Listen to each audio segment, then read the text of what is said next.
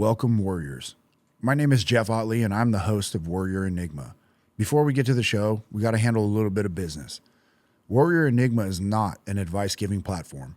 The mission is simply to promote critical thought processes that enable you to self-reflect and self-identify areas in which you need to improve on your life. If that area happens to be financial, then you're in luck because this episode is brought to you by my good friend and financial genius, B.D. Collins. His new book, 1,000 to a Million, Proven Strategies for Triple Leveraged ETF Success, is a blueprint to using a triple leveraged ETF to maximize your investment strategy. It worked for him, it worked for me, and this book is receiving high praise from investors everywhere. If this is something you wish to learn more about and expand your financial horizons, check the link in my bio, buy his book, and do the research for yourself. After all, here at Warrior Enigma, we promote knowledge-based resilience. Gain knowledge and be the change in your own life. Now, today's show has been a long time coming. This guest on board has 26 years of naval service. 20 of those years were in naval special operations as an explosive ordnance disposal technician. Upon his retirement in 2024, he was accredited with 11 deployments, 6 of which were in combat. He has 2 Bronze Stars with Valor and a host of commendation and achievement medals to go along. He is the grandson of 2 men worthy of the title hero, both serving in World War II. One grandfather served in the 101st Airborne Division and made 5 campaign jumps, including Normandy, Holland, and Bastogne. His other grandfather was a teenager in the Philippines when Japan invaded, forcing him into the jungle to become a guerrilla fighter who eventually earned his U.S. citizenship while assisting U.S. forces. This man's lineage defines the word patriotism, and he himself is a product of war. He was my recruiter, he became my mentor, and he has ever since been my good friend. Ladies and gentlemen, retired senior chief and master EOD technician, Mr. Ben Umayam. All right, buddy. Well, shit, dude. Let's get this thing started. How you been, man? Good. Just trying to stay busy. Getting ready for my birthday here in a couple months. Oh, a couple months. You're just pre-prepping for a massive blowout? That was the big one, dude. Turn the big 5-0. Ooh. You gonna get like bouncy house and slip and slide? No, I did bouncy house for my 30th birthday. That was my wife's 40th. We got it. Yeah, for sure. What are you doing this year? Oh, dude, 30th, I did a bouncy boxing. Oh, too close. Yeah. It was funny. It was during, it was bad. 3 ER visits. Are you kidding me? You had 3 ER visits for your birthday? Well, for the 3 people went to the ER after the bouncy boxing. Oh, shit. Yeah. Okay. Turns out it can be dangerous. Yeah. We get a bunch of knuckleheads together with bouncy boxing. That's a good recipe. You know, it was one of those blow-up inflatable things with the big, gigantic gloves and the big Heck yeah. headgear. No, I know exactly what you're talking about. Those ones in the sumo suits are dangerous. So much fun. Yeah. It was a good time. Good, man. Well, how was your holidays? Good. It's been an interesting one this year. Yeah, you got the kids over in college. Yeah, kids came home, did the whole house up, and it's been fun. Just it's been a weird winter since it's not been snowing or anything. Right. Kind of warm weather. How about you? Dude, just this house. Yeah. I mean, the listeners can't see it, but this house is half tore apart, and there's like wires hanging from the ceiling. The mid-remodel. Exterior looks good, but I'm living in like a glamping kind of thing. Well, it looks pretty dope, man. Yeah, we got the studio set up. So, dude, you are my first full-length, what I've been calling the marathon version. I have the sprint versions on YouTube that I'm doing like the 5 to 15 minute my little self-tyrant rants. And then the marathon versions are one-on-one, dude. And we've been talking about this for a long time. We actually recorded a full length, and we went for like 4 fucking hours. Yeah. We went a long time. So, dude, I am so stoked to have you here. The premise behind you being the first one, I mean, we talked about this damn near 2 years ago, and just the inception, trying to get things going. But it kind of took me getting out of the military, freeing up some mind space and some bandwidth, and giving me the motivation to do it. So you've always been a huge proponent, huge person in my corner, both professionally and personally. So this is a huge honor for me, man. Well, awesome. I appreciate the invite. This is a dope setup, man. Yeah, we're trying to get it going. This is going to be a really cool, no matter what you do, I think it's probably going to get some good traction. You got a good story. I think, nowadays, if anything else, it's a cool way to record for posterity. Yeah, Right? absolutely. Right. No matter who or what happens to this will always exist. For sure. Right. Which is also a little scary. Which is cool. Yeah, I got to watch my mouth. Well, like we were talking about earlier, though, man, I think, one of the things about, I don't know if it's an age thing or a experience thing, but you get to a certain point where you have to be okay with being vulnerable. Yeah. Right. You got to be okay. Yeah. Checking your ego. If you really want to talk, you want anybody to hear. If you do have something to say, you got to be able to say it and not worry about the backlash or what's going to come. Yeah. I guess. And to be honest with you, I'm you got to expect some backlash. There's going to be people that I know. I've actually had people reach out already, and I put up like 2 things online. Yeah. And I've had people reach out already just hating. Oh, really? Oh yeah, it's good. And it's whatever, man. Like when you think so, part of the premise of being a warrior and this whole idea behind this, like you're going to catch heat no matter what, because people have seen me at my worst. Yeah. Right. So they're going to remember those and be like, oh yeah, you're preaching this, that, and the other. Like, okay, got it. Right. But those are the mess ups that have got me to a place mentally where I feel confident enough to do what I'm doing. Yeah. So I don't really take, I don't take that too personal. It is what it is. But if there's people out there who listen, like you have a phenomenal story, and we're definitely going to hit that here running. But we as individuals, and we've had long talks, so I feel confident saying we, but it's always in hindsight that we look at our story and we're like, well, it's not that crazy. We didn't do anything major, right? But I mean, you did 26 years, 26 years in the Navy, and how many in EOD? 20. So essentially an entire retirement career in special operations. And we look back and be like, yeah, I mean, it was a job. Yeah. So, but that's pretty astounding, man. And I mean, you joined the Navy, so 6 years you were in the Navy before you even went EOD. Yeah. What were you doing? I was a parachute rigger. Well, I came in undesignated, like we talked about before. Yeah, I think I did undesignated for 2 years. Yeah. Or no, about a year and a half. So I got into the Navy. Just a brass polisher. Not even. I was a dishwasher. Nice. Started out as a dishwasher. Worked my way up to a mailroom cargo delivery guy. And I did that for months on a ship, and was like, the Navy's not for me. Yeah. That was fun, but no more. And then I got back, and they said, well, guess what? You got to do another one. So I did that, and I was undesignated. But while I was doing that, they said, well, you can pick a job. And at the time, there was the coolest dudes I hung out with at the time were the A-dubs and the PRs. Mm-hmm. And the PRs were the quicker school that I could get to. So I went to PR school and graduated that, came back and did another Westpac on the ship, and then I was going to get out, and 9/11 happened. Right. So, and that changed everyone's world. I mean, yeah, literally the world changed. But you already being in the military, so how did 9/11 push you toward special operations? I just probably the general flow of the military. Well, not really. No. Yeah, I had a very good boss, and he was a guy who was just one of those dudes. Just he'd been around for a long time. He was a senior chief. Still lives up here. Okay. And he after 9/11, he brought a bunch of us into the office. Not a bunch, there was a few of us, and he was just like, if you have the ability to contribute to this, what's going on right now, you got to do it. Right. Every one of us, we all have to go for, figure out where we're going to be most needed and go do it. Right. Because if we don't, our country as we know it, it's done.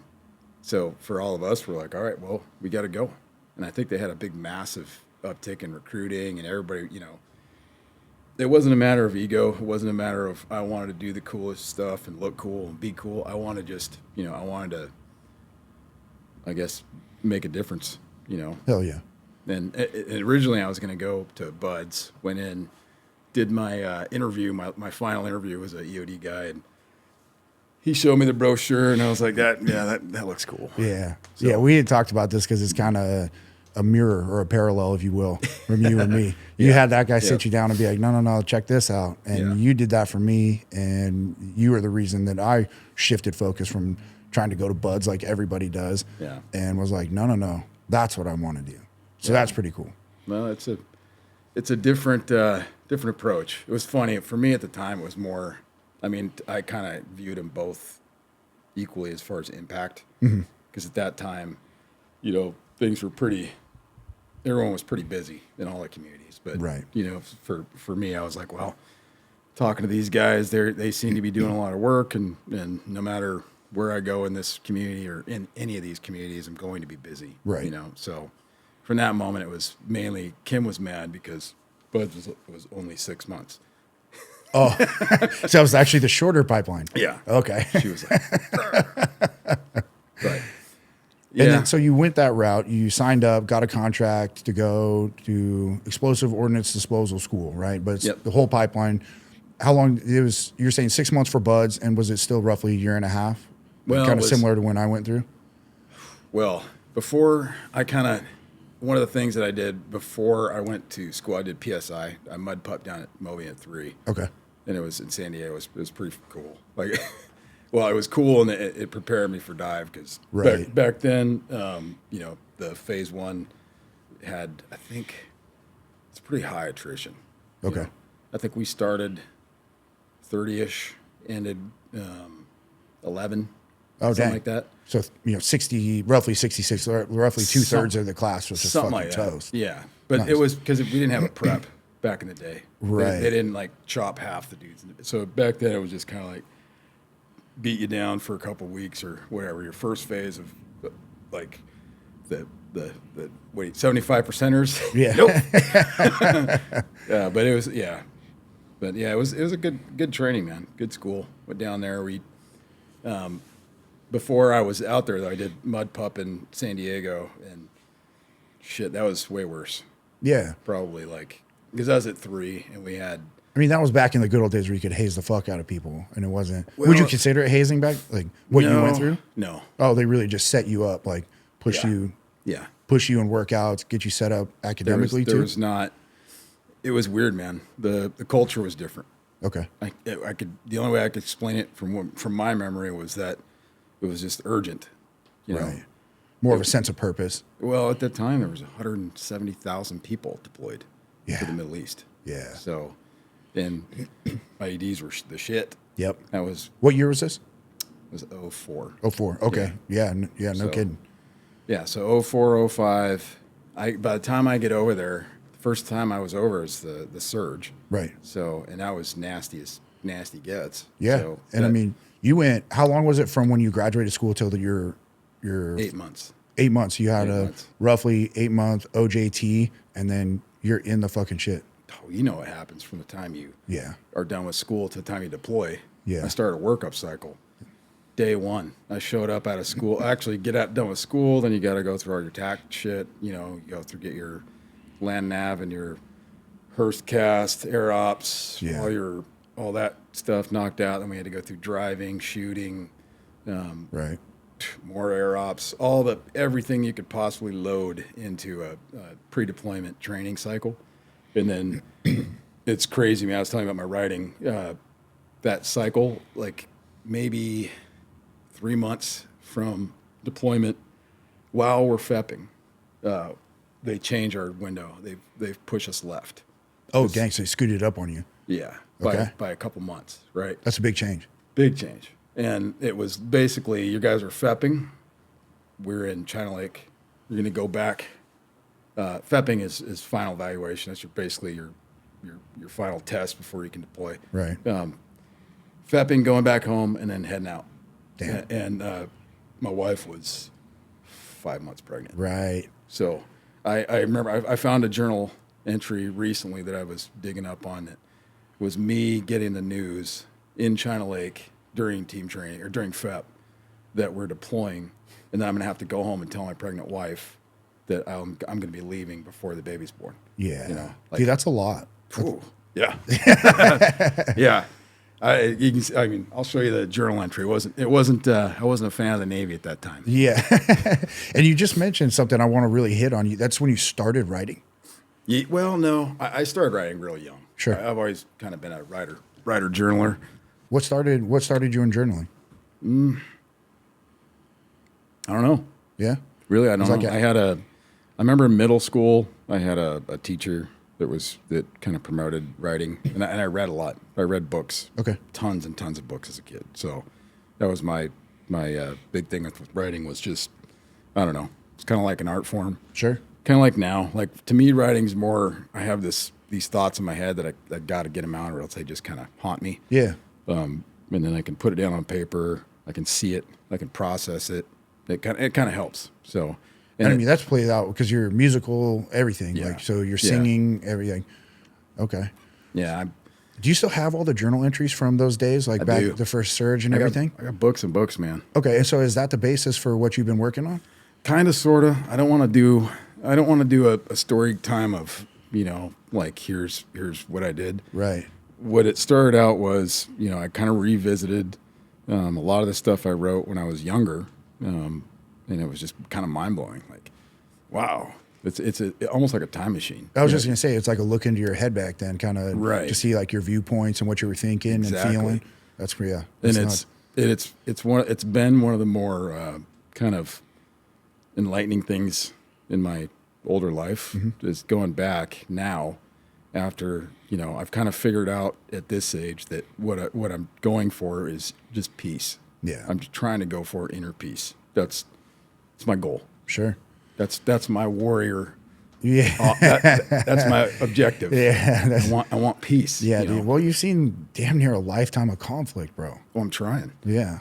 And that's the thing. I think that working towards deconfliction is the answer. Yeah. Like that the writing, reevaluating how I felt when I was younger, going through all that stuff, looking at through all these different stories and events, and it's cool, man. Like I look at it now, some of the stuff that I wrote even 10 years ago, and I go, shit, I don't agree. Like I don't feel that way now, right? But I 100% remember why I felt that way then, for sure. And it's like it's not wrong. I had to. Well, it's the experiences you have under your belt. I mean, you're viewing it through a lens as a, say, early 20s individual in conflict versus, coming up on your 50th birthday. Dude, you got a lot of information that you've soaked in 30 years. That's going to change anyone's viewpoint. Well, specifically, like it's helping me because, my oldest son's going to be 22. My youngest going to be 19. And they're, with the way the world is right now, that's forefront of my mind constantly. And the part that's, the struggle trying to find that peace seems like it's been, my struggle is being okay with the way things are right now and having sons that are in this stage of life, it just, that's what wakes me up at night. Like the fact that these guys are potentially going to have to go fight a war. Right. So it sucks. And it's tough. And I want, for me as a person like I am, a survival person, like the hardest part is, on one hand, I want them to be good and fight, but on the other hand, I don't want them to have to fight at all. Right. Yeah. I kind of felt like the reason why I did, not the reason why I did it, but I feel like I bought them you don't have to go. Yeah. You know what I mean? Absolutely. So, but that's also not the case. Yeah. That's not how this world works. No, unfortunately. But I mean, that could be a topic of a whole nother show. Just, how we've got to where we're at and where we're headed, and our thought processes on that are going to be heavily skewed with our military background perspective. Yeah. But from where you're coming from with kids and everything, skin in the game, so you're writing, you're leaving behind a legacy for is that kind of what you're saying with the thought processes and where your mind was? I know you're super heavy into I don't know how to say this appropriately, but from my interpretation, like giving them an insight into your life so that they can understand what you went through and why they get what they got. Very true. Okay. And you've also been using AI. Yeah. And that's insane to me. So when you were describing this to me, my eyes kind of opened wide up, right? And we talked about this just being like this creating sentient humans that replace us later. And in a way, there's a form of that going. It might not be a robot walking and talking and moving around the house, but you're actually recording a lot of your, do I call it like cognitive thing, like your thought processes and your voice, and you're recording all this to leave something behind that they can actually physically speak with. Yeah. That's wild. Yeah. And you're using an AI program to document, more or less document, but compile, I guess is the best word. Yeah, and it's I would caution against saying I'm doing this so that they get it, that I'm eternal for them. That's not what I want to do. Sure. And again with the writing, like I'm not looking to write a self-help book. I'm not. What it really started out was trying to figure out, looking at these old things that I'd written down, these old journal entries, and some of the stories were like, geez, what the but there's lessons in them. Yeah. Lessons that a lot of stuff where I probably shouldn't have still be breathing, right. And I look at these things and go, dang, what did I take away from that? And then some of the other stuff, some of the other things that I had written about, triumphs, accomplishments, things that are like the feeling of that. I documented it, just so I'd remember. That's pretty cool. Yeah, I mean, and from someone that came from not much, and built, those things really help. Yeah. Later on down the road, I can look at that now and I go, oh shit, because you get to a certain point, and I think part of my problem is just trying to figure out and just kind of trying to understand. I'm actually taking a psychology class right now. Are you? So, yeah. Through UW? No. Through Skagit. Oh, right on. Yeah. Yeah. Okay. But yeah, I'm trying to understand it. Like the writing to me has been good for, like I said, not just the journal for them, for my kids, or for something. It also helps me. Yeah. It helps me kind of figure out, am I feeling, is the way that I feel right now the right way? Sure. If that makes sense. Yeah. Yeah. I don't know. Well, it's a whole different perspective because, I mean, I don't know how else to say it. And if anyone who writes will completely understand what you're talking about. Yeah. I'm not much of a writer myself. I've never journaled or written it down. But when I see videos of things from past, it's not the same. And like, I remember the feelings and the emotion, but just, it sparks old memories. It sparks different feelings. And it's, anytime you have something from the past that can spark emotion in the future, it's going to be powerful stuff. Yeah. Yeah. Yeah. And there's a little bit of me that wishes I would have journaled so I'd have a better perspective now. Yeah. Because what you have is golden. You can't recreate that under any circumstance. No. So for what you did, you set yourself up to be in a great position where you are now, especially with the way your brain works, being able to look back and process. And it sounds like it's a, kind of a godsend that was your path, because you're able to reflect on it now and help yourself. Yeah. It's been a very enlightening thing for me. For sure. Since I've been doing it, really digging in the last couple of years. And now the end state is to write a book. Yeah. We'll call it a book, but it might, every time I call it a book, I feel you hesitate. Well, what I've been doing is just essays, right? Okay. So I'm trying to take everything that I have and just kind of format it. Mm-hmm. And then once it is an essay, I put that in a group of like essays, and now I just got a bunch. I just got a whole bunch. I don't know exactly if that's a book, if that's a site, if that's who knows. Sure. But it's you're gonna sift through it and organize it and put it. Yeah. There's some pretty good stuff in there. Nice. A lot of this stuff, and it's funny too, because I wish, and I've talked to you about using AI. I've been using it also to try and figure out how best to spend my time. Yeah. I've been scheduling, been trying to dedicate different times to doing different things. I don't know if I talked to you about that book, The War of Art. Yeah. Yeah. Did you read it? No, dude. I got a stack of books over here that I've kind of like, as someone recommends a book, I put it on the stack. Yeah. And so I'm always drawing off the bottom. Yeah. And that one's still got a couple in front of it. What do you do when you drive? You listen to podcasts and stuff? I do. Yeah. And, I'm almost predominantly a podcast person now. Yeah. Very rarely do I listen to music. And it kind of made a switch for me when I started, I won't call it learning from podcasts because I'm not doing like educational, but I started getting, in a way, like insights different Yeah. people's insights to happenings, people firsthand accounts. And so I kind of feel like I'm working at the same time while I'm driving. So I'm actually doing something that's semi-productive Right. versus just cruising to tunes and zoning out. Yeah. So that's kind of been my thing. I like a lot of the, and I like a lot of the military guys' approaches too. I mean, some of the Yeah. big ones, you got like the Sean Ryan show, and he takes a very analytical approach to a lot of things. And I really like that about him, but he still Yeah. has that military mindset. So I can relate a lot to Yeah. where he's coming from and what he's saying. And he's just about the truth. So Yeah. those types of things are what I really soak in. He's got an interesting podcast.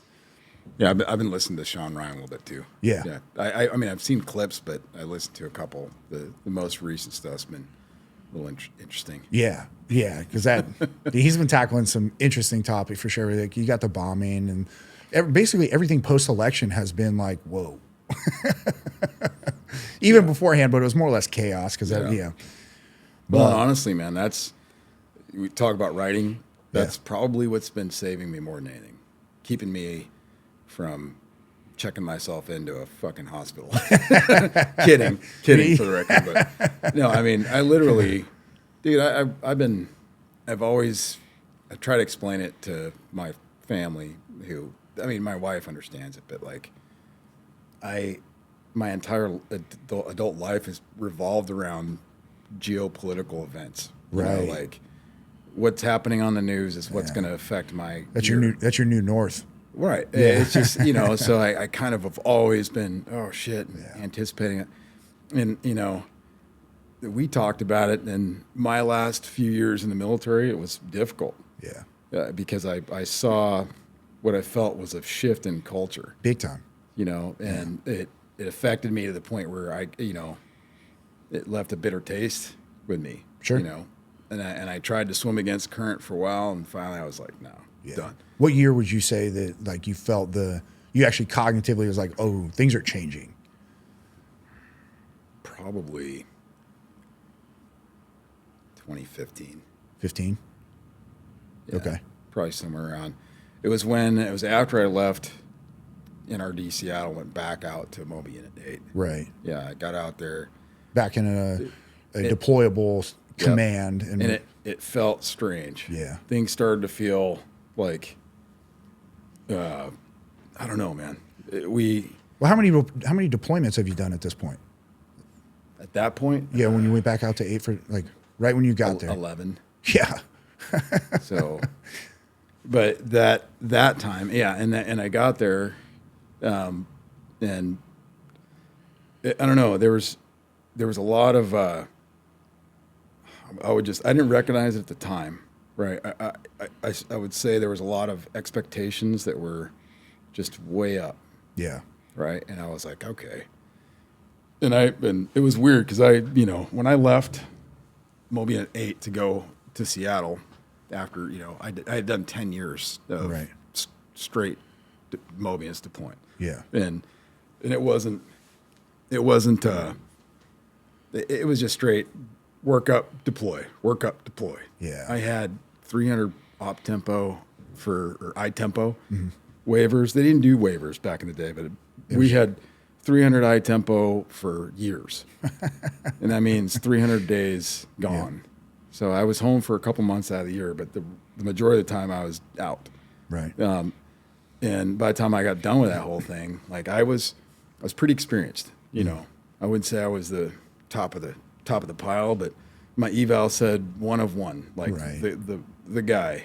And so I came back. They sent me to go do lectures at schools and try and tell kids to sell their futures away. But by the time I got back, that's when it felt weird. Yeah. There was like this. The funny thing was, I left, came back, and some of the same dudes were there, right? Some of the same cronies that had been burning around that place for a while, like you've seen it. Yeah. The overseas units. There's some old timies there's some dudes that just love it and never want to leave. Yeah.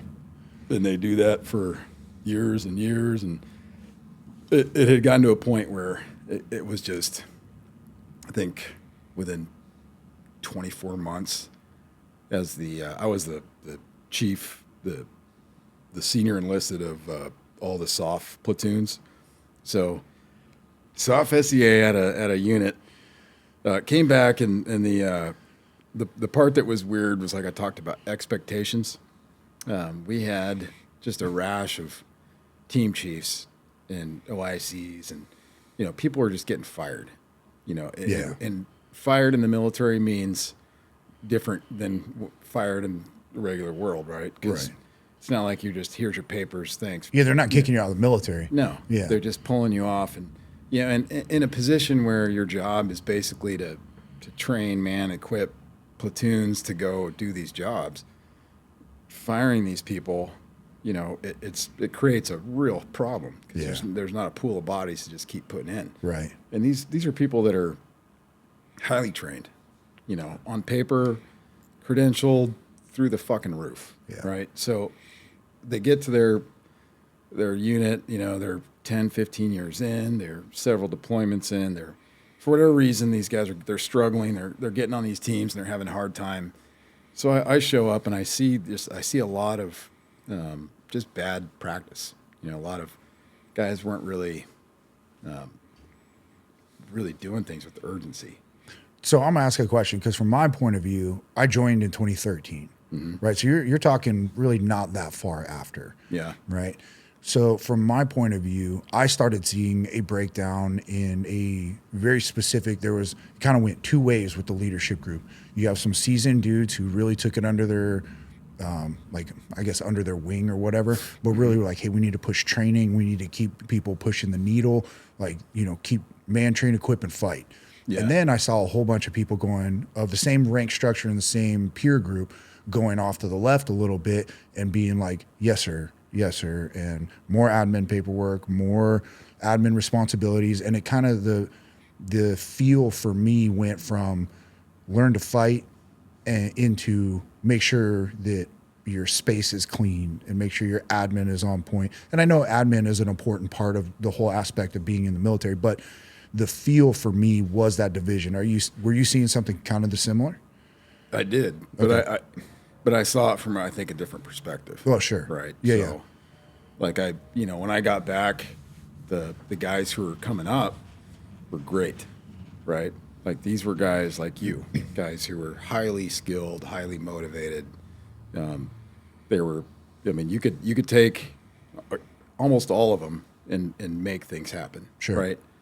The problem was my generation, my peer group who had, been these, multiple deployer guys that had come back. I don't know what happened. There was this weird mix where they went from being, back in the day, it was, I kind of felt like I'm not working to promote, right? That I don't give a shit. Like I wanted to promote. I wanted to get a pay raise, but at the time they were kicking bonuses out. Nobody was getting shit canned on money, right? No one was worried about that. Yeah. We're more worried about like being able to do this work. It's good work. It's hard work. It's a good, if you like to focus and work hard and do difficult things, it's a good thing. It's a good job. Right. It went from that to being individual self-promotion, right? It was, hey, before you worry about the overall mission and being capable, be concerned about your future, right? And I don't know. I think it's a good thing. Like we definitely need to look out for individuals promoting up through the ranks and what they're going to do. But when you put the emphasis on individual promotion over overall capability and mission, then it becomes what it was, which was this weird, convoluted thing, right? So how did that affect you in your day-to-day? Because this is your peer group, right? So these are dudes that you can look at and be like, what the fuck? Yeah. Right. So what was that interaction like? It probably had to be a freaking nightmare. It was tough. Yeah. It was tough. Tough conversations. Yeah. I mean, there's a lot of good people. Yeah, I hate sounding like I'm was the one voice of wisdom, but we had a lot of people that, they say drink the Kool-Aid, whatever. They, like you're talking about, the yes sir types, and I understand that. I understand there's a certain level of theatrics that are necessary in order to make sure your unit operates. But at the same time, you can't be a hypocritical shithead to a bunch of people that you've spent a lot of time training not to be scared of anything, right? Yeah, big time. That was my thing. So I'm gonna grab this guy, first before I even start to train this person. I'm gonna identify whether or not they have the aptitude to be a fearless person that can do these types of jobs, right? Check. Okay, now we're going to put you through training, and we're going to spend months and months and months, baby steps, crawl, walk, run, until you no longer have fear, right? Now, your fear is converted into action. You have the ability to take stressors and work through them, right? And then not only that, okay, now you've got the psychology down. Now we're going to give you all the skills you need to get out of any situation you could possibly get yourself into. Right. So now I've taught you how to be fearless. I've taught you how to get yourself out of any situation. And now I'm going to put you in a spot and treat you like a fucking 12-year-old. Yeah. Yep. And what happens when you do that? Dude, the inner rebellion.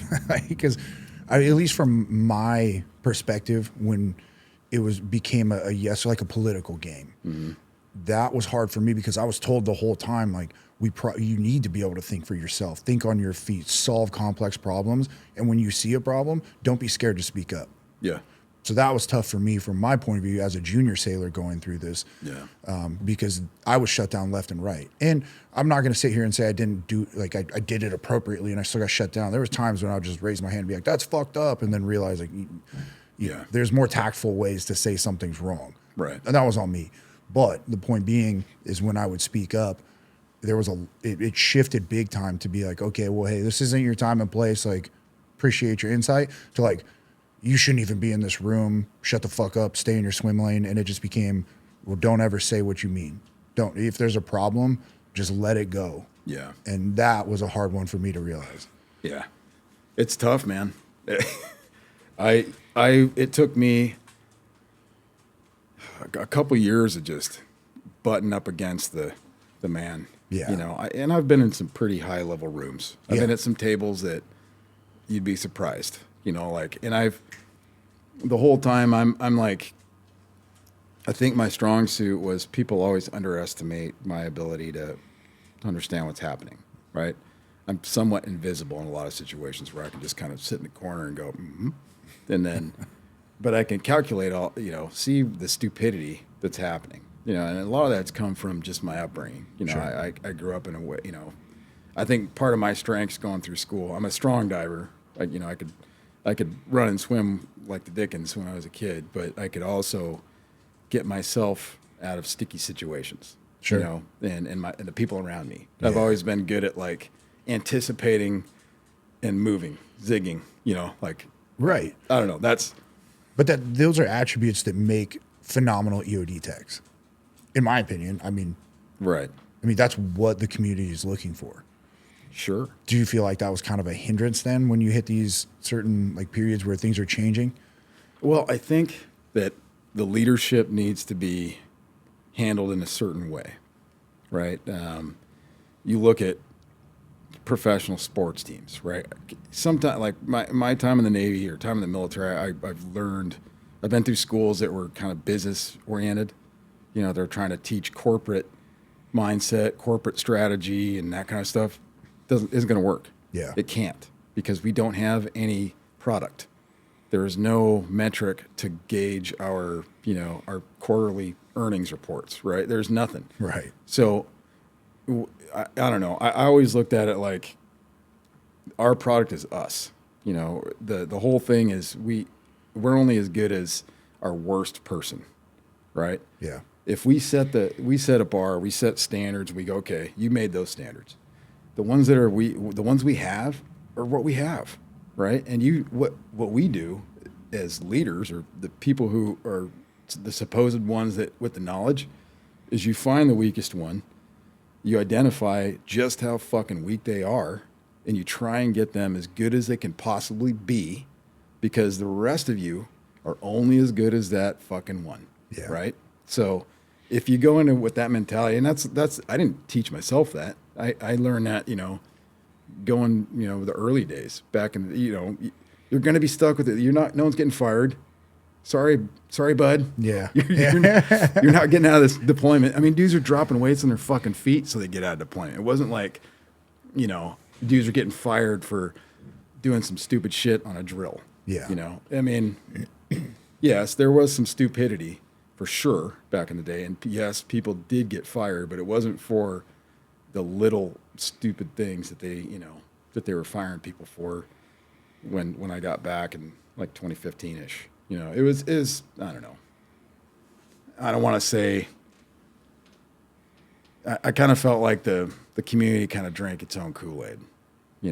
We instead of being having the humility of the silent professional, there were a bunch of ego bragging dudes, right? And they'd write down some shit and say, "I used to be able to do this. I think you should be able to do it now." Right. And you're like, "Well, you can't do it now." Well, no, but I used to. Back when I was your age, I was way better than you. Yeah. That shit doesn't work. Yeah. Everyone smells it, everyone sees it, and they're going to throw it right back at you, right? Yeah. So I think that was probably my strong suit. I was one of those guys that when I came into a room, no one's going to go, "Oh, Ben's going to pump us full of bullshit and tell us, how cool he is and how shitty we are." I was always like, "Look, guys, you know who I am. Yeah. I will fucking drag my fat ass out there and I will swim and run with you. And I will put the same weight you do on your back and I will do everything you do. And I'll probably beat most of you. But, I'm not going to sit here and go, "Yeah, when I was your age, I kicked everybody's ass. So you should be able to do it while I watch and take your scores." That's it's lame. Yeah. You know. Yeah, that was always my favorite response at the end of a drill. "Well, this is how I would have done it." And everyone would stop and go, "Ah." Yeah. Yeah, because the grading metric it's not universal because there is no universal in the job set. There's 1,000 ways to do every which way. You do it one way, and then you have 1,000 new decisions, and you do something else the next way, and you have 1,000 more situations that you can take out of it.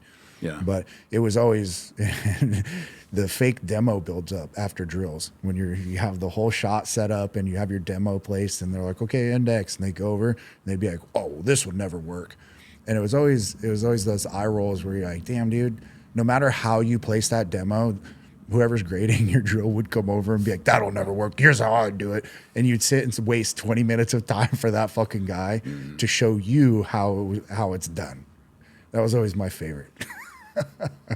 Well, there's always the flow, and it's every drill, every team, every community, every single index. Okay. Around the room.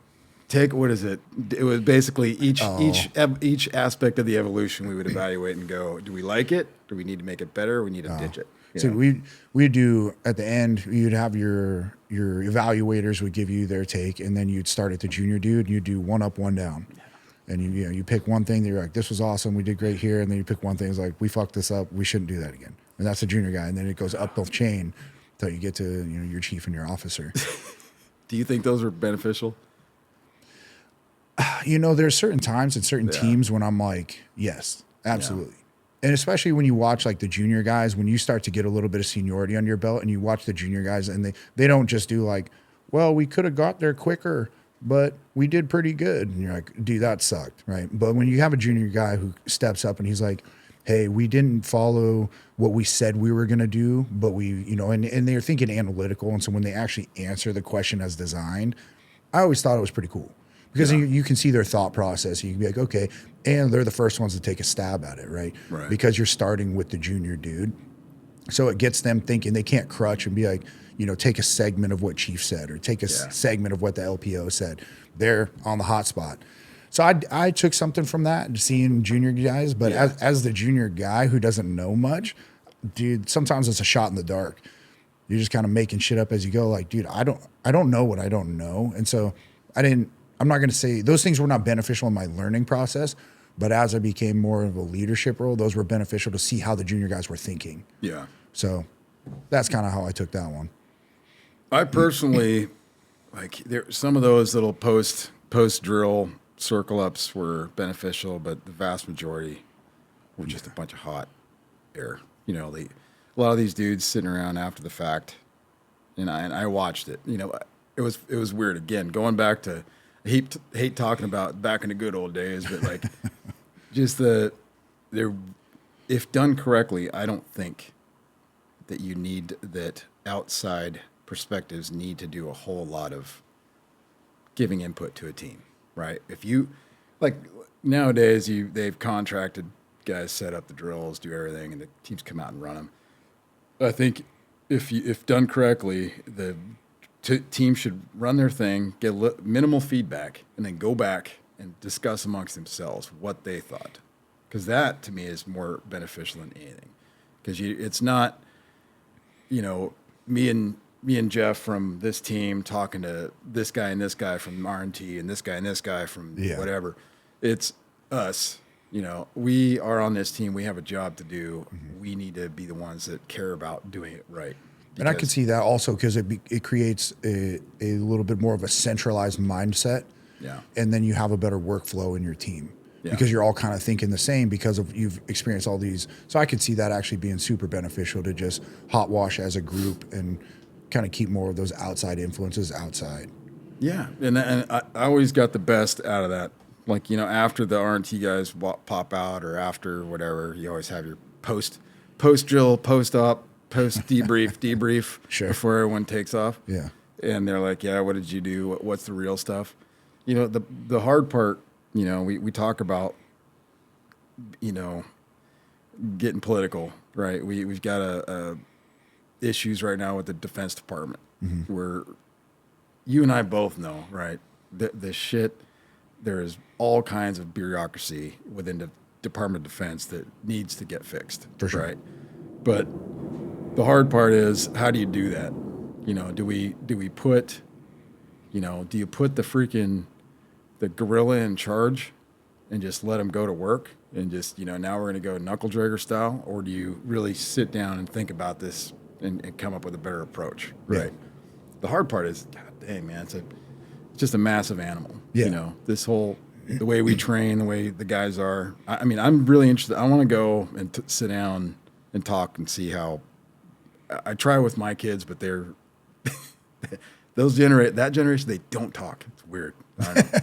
It's weird. I'm just like, hey, what do you guys think? They're like, I don't know. Yeah. I don't know. They'll put their feelings online though. I mean, maybe not your kids, but yeah. Well, yeah. I don't know.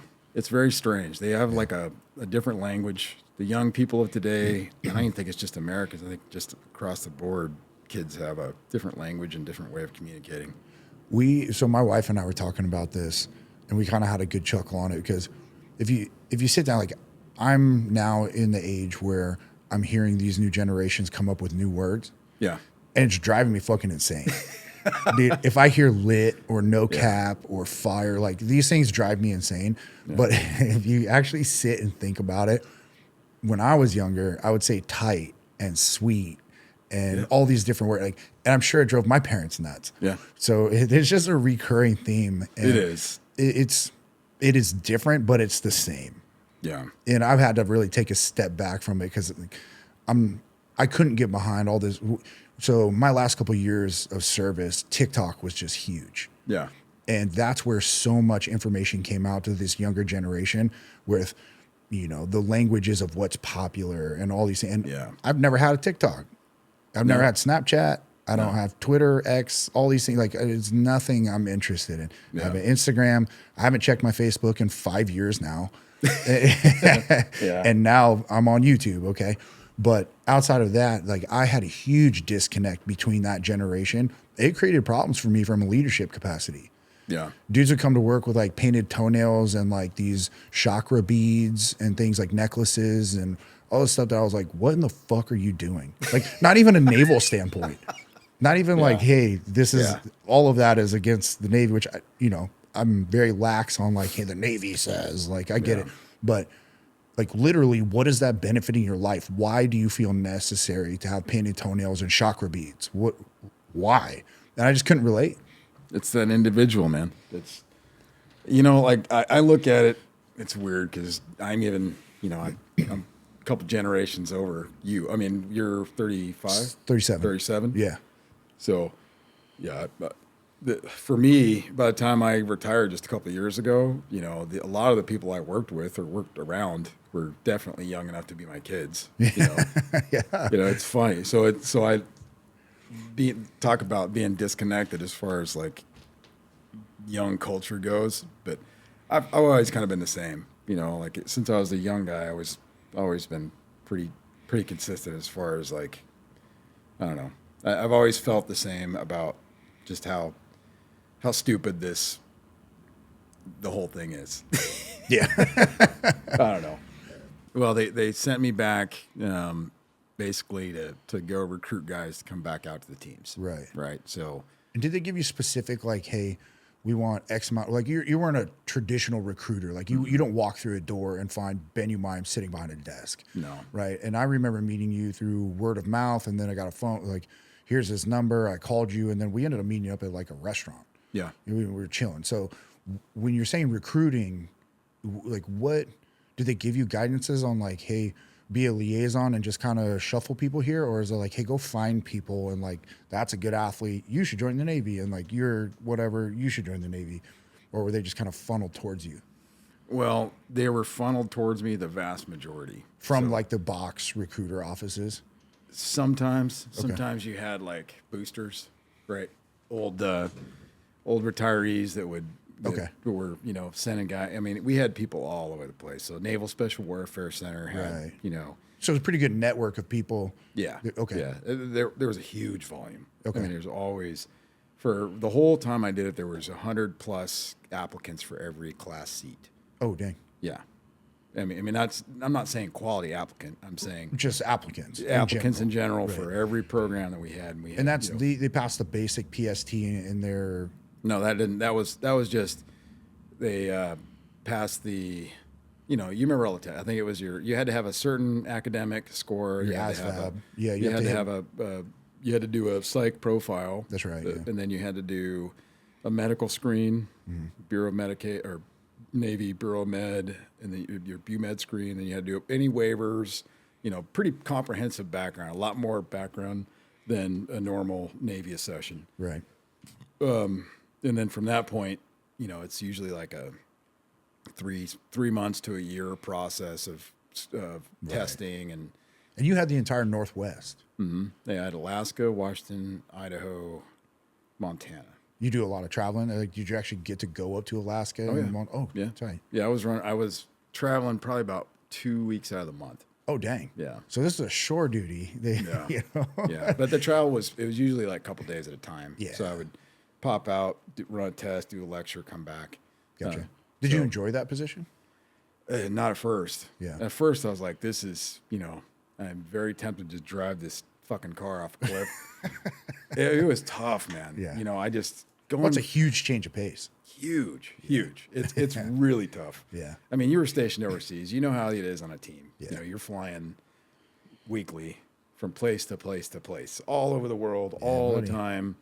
And you go from that to being like, now it's a weird trend. So it took me about a year to kind of just even, be okay with it. Yeah. And then once I started getting into it, I started coaching my kids' teams and being part of the community, and I started really liking it. Just a different purpose. And I was getting up there in age too. I was turning 40, so I was like, shit, time to retire. And then that CSRB thing came out. And Mom was like, no, we're done. 6 figures, baby. That was my my retirement gig, was that job. That was the plan. Gotcha. And yeah, so the critical skills retention bonus Yeah. happened, and I was at the 19-year mark at that time. I were giving away 150 grand to go throw it in one more time. It's a big carrot, dude. So at the time, I was like, well, I'm an old man. I've got some deployments under my belt. I don't think they'll probably send me back out into the fray. I'll probably go back out there and be a trainer and, bring my skills. Yeah. So I get there, and that's when it was, you're talking about the toenails and beads and stuff. The individual, that's where I think where I really noticed it. Because my generation of guys, for the old school dudes, there was this clash, right? There was all these guys they think they're cool. Look at him. Oh, look at him with his boots. Those are the wrong boots. Those are the wrong, Yeah. And it became this I can be cool. I'm cool because I was cool. I'm cooler than you, and it became something really stupid, right? And instead of being we're really concerned about, a brotherhood of a very capable unit managed by a bunch of really, that was my intention. When I got there, I was like, I was still dumb thinking we're like the old days. Hey, isn't this a trust tree? But then they're like, no, it's not. No, he's fired. He's fired. Yeah. He's fired. We don't say that here anymore. Yeah, you can't do that. You can't do that. We're like, well, I don't know. You could do that. But, I mean, I get it. I get the, there's always going to be, it was harder back in the day. When, it was, when I did it, it was, but I think it really comes down to what are you trying to get out of it? And if I'm an E9 or an 05 and I'm trying to become an E10 or an 06, that if that's your objective, which a lot of that shit is, then the dudes underneath are going to suffer. And that's where I was like, I finally got to the point where I was like, none of you really give a shit, dude. Yeah. And they didn't. And rightfully so. There wasn't enough, I don't know. I guess it wasn't rightfully so. There was nothing to justify them not caring, but they didn't. Yeah. They cared more about themselves, and I don't know. Don't want to get too bitter about it, but that's what turned me off. For sure. And so when a retirement finally came for you, I mean, you were back up here in Washington. Mm-hmm. I was lucky enough to start my career under your tutelage, not directly under your chain of command, but you were literally my LCPO when you retired at the det. So that was super cool for me. But was that something that kind of like came bittersweet, or were you just kind of like, you know what, ready to look for, because you got a taste of it in the recruiting job, being back around your kids, being family oriented, having other aspects in your life that all of a sudden take meaning. Were you looking forward to that, or did it kind of slap you in the face? I was really looking forward to it. Yeah. Yeah. I mean, and yes, it did slap me in the face. It still is. Yeah. It's been 2 years, a little over 2 years now that I retired. And I'm still getting used to it. Yeah. I still have to tell myself, it's okay. Download, index, download. Like, Dude, I mean, it's rough, man. Yeah. I don't know how much. I don't know. The other night I get dreams, and I laugh. I have to laugh about it just because it's just part of it, Sure. But I'll wake up. I woke up the other night off the bed, hunkered down. You're just ready to go. Dude, I don't know. So are they more dreams, or do you actually get the nightmares? Yeah. Well, I mean, I get the fight dreams all the time. I'm constantly fighting, constantly that kind of stuff. So it was just the other night. That's one of the wake up on the side of the bed nights. Yeah, but it's better. I mean, it's getting better now. That's good. What's been helping? Weed. Yeah, I was trying to ease into that because I was like, I didn't clear it with him before, but so I'm super fascinated by this. I'm not smoking just because I'm still looking for jobs and doing all that stuff, and I haven't ruled anything out. But a lot of veterans have come out of the service and have turned to using THC products. Yeah. And you think that that's a huge help for you? It is. It is. And also it's weird. I don't know how in depth I should get on in it, but for me, I don't drink alcohol, so I think part of it is the pot for me gets me a little bit, makes the world a little rosy. Sure. Where a lot of times I find myself getting into that anger again. Yeah. That fight or flight. Yeah, not even just the fight or just the dread. I don't even know how to explain it, man. Okay. Just that mindset. The warrior mindset. There you go. Right. We talked about that. Yeah. So that weed's been helping. What about for physical medicinal purposes? Do you notice anything with your joints, or is it mostly cognitive for you? It's probably cognitive. Yeah. I've definitely noticed it helps with my dreams. Okay. If I take a little bit of CBD, actually, is the one that really kind of helps. Yeah. And I don't have massive nightmares where it's real bad. Right. But and it's getting a little bit better. It for a while. I mean, I've had to wear mouthpieces, and I'm full on ding ding. It's legit. Okay, and that's calmed them down. Yeah. Okay. Yeah.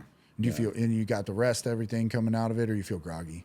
Because that was one of my deciding factors. A, still being in the job market and still looking for employment. Yeah. But B, like I always woke up feeling sluggish. Yeah. Yeah.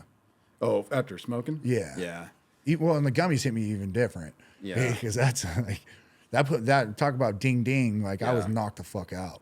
Well, it's funny, as you know me, I do not have a slow speed. Yeah. Like that's one thing. If I'm half speed, I'm still faster than most. Like it's the ADD, man. I can't stop. I can't sit still. Yeah. So for me, it actually brings me down to a pretty mellow speed. Yeah. I don't know. I'm probably just justifying it to myself. I should probably kick it. No. So my good buddy Greg Anderson, I just went and sat with him and did a podcast, and he quit alcohol and weed for an entire year, 2025. Wow. Dude, week 2, he was like, that was a bad idea. Well, he doesn't miss the alcohol, I don't think, but Yeah. I know for a fact he misses his weed. yeah. Yeah. Well, honestly, I could drop it just like the alcohol and be fine. Yeah. Like I don't, and I do. Like there's definitely times where I'm just like, yeah, they'll be bone sober, but Sure. I definitely notice being creative, writing, music, art, any design, any of that kind of stuff is definitely I can enhance with a little sativa. Yeah. So There you go. yeah, And I mean, you're artistic, and we didn't even we talked about your writing, we touched on your music, but I mean, you also do woodwork. Like you're very talented in the arts. well, Are you? Well, shit. Most people, I don't know who's even going to listen. Maybe we got like 5 fucking listeners, but if you check out Ben, Vet Repurposed, yeah, dude, that I think is a great name, and your woodwork is locally renowned. I mean, all the guys come to you for retirement gifts. There's big time companies hiring you, build bars, build the signs out front. I mean, you even did a project with the EOD Warrior Foundation, and then just got a shit ton of requests to duplicate that process just over and over and over, right? So and then I stopped. yeah. So you haven't been doing woodworking much? No. Oh, okay. No, it's funny. I've always loved making things in my hands. I've really, I've done construction my whole life, obviously working around the house and everything and building things, but I really, a few years back, probably 5-6 years ago, I started doing, little projects here and there, and people were like, hey, I'll pay you to build me this. Yeah. And I, on a lark, just kind of every time I get paid for doing something, I'd buy tools with it. So I did that for a couple of years, and after a couple of years, I had a lot of tools. So my products just started getting better, charged more money for it, and then it evolved into I wanted to just get better at doing it. I really wanted to kind of master different techniques and learn different things. And once I got to that point, I was like, well, I don't really need to do this anymore. I don't want to do this for other people. I don't really care to make stuff for other. I mean, if I want to, because I like somebody or want to make something, I want to do that. Yeah. But I don't want to be commissioned to make stuff. Gotcha. I mean, I will, but I'm Kind of that old fundamental, like when you start getting paid for something you love, you start to lose the love for it. Well, kind of. I mean, I still love doing it. Mm-hmm. The hard part for me is it was more of I need an outlet. I need something to take what's in here and put it out, because I can't, if it's in here, it just makes me crazy. I can't sleep. Right. Okay. So, and that's another thing that I've kind of been learning through the writing and all the other stuff is I have to continually process whatever I have. Yeah. If the way my brain works, if there is an unanswered question or an unresolved something, not necessarily emotional, but analytical. Yeah. If I have a problem with the plumbing in my basement and I have yet to figure out the solution, there's no chance I'm sleeping that evening. Might as well not even try. Okay. I got to go in my office and I will sit there and I'll sketch and brainstorm until I have a solution. And once I at least have some kind of a working plan, then I can go get some sleep, get up and execute. But I can't just sit there and let something roll around in my head without Just fixing those it. sleepless nights staring at the ceiling. Yep. So at the time when I was doing all the woodworking stuff, I was just thinking well, I really need to get better at learning how to do a super tight joint, and I need to make these, I need to learn how to do this type of technique, and I really want to get good at this finish work. And I did that, Yeah. So But now I think what I'm going to do with it is kind of I want to make large pieces. Okay.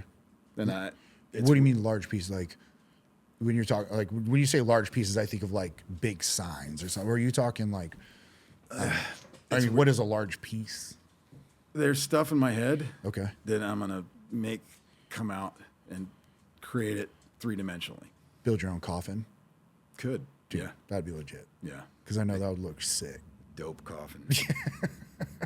Like a glory hole in the top. Yeah.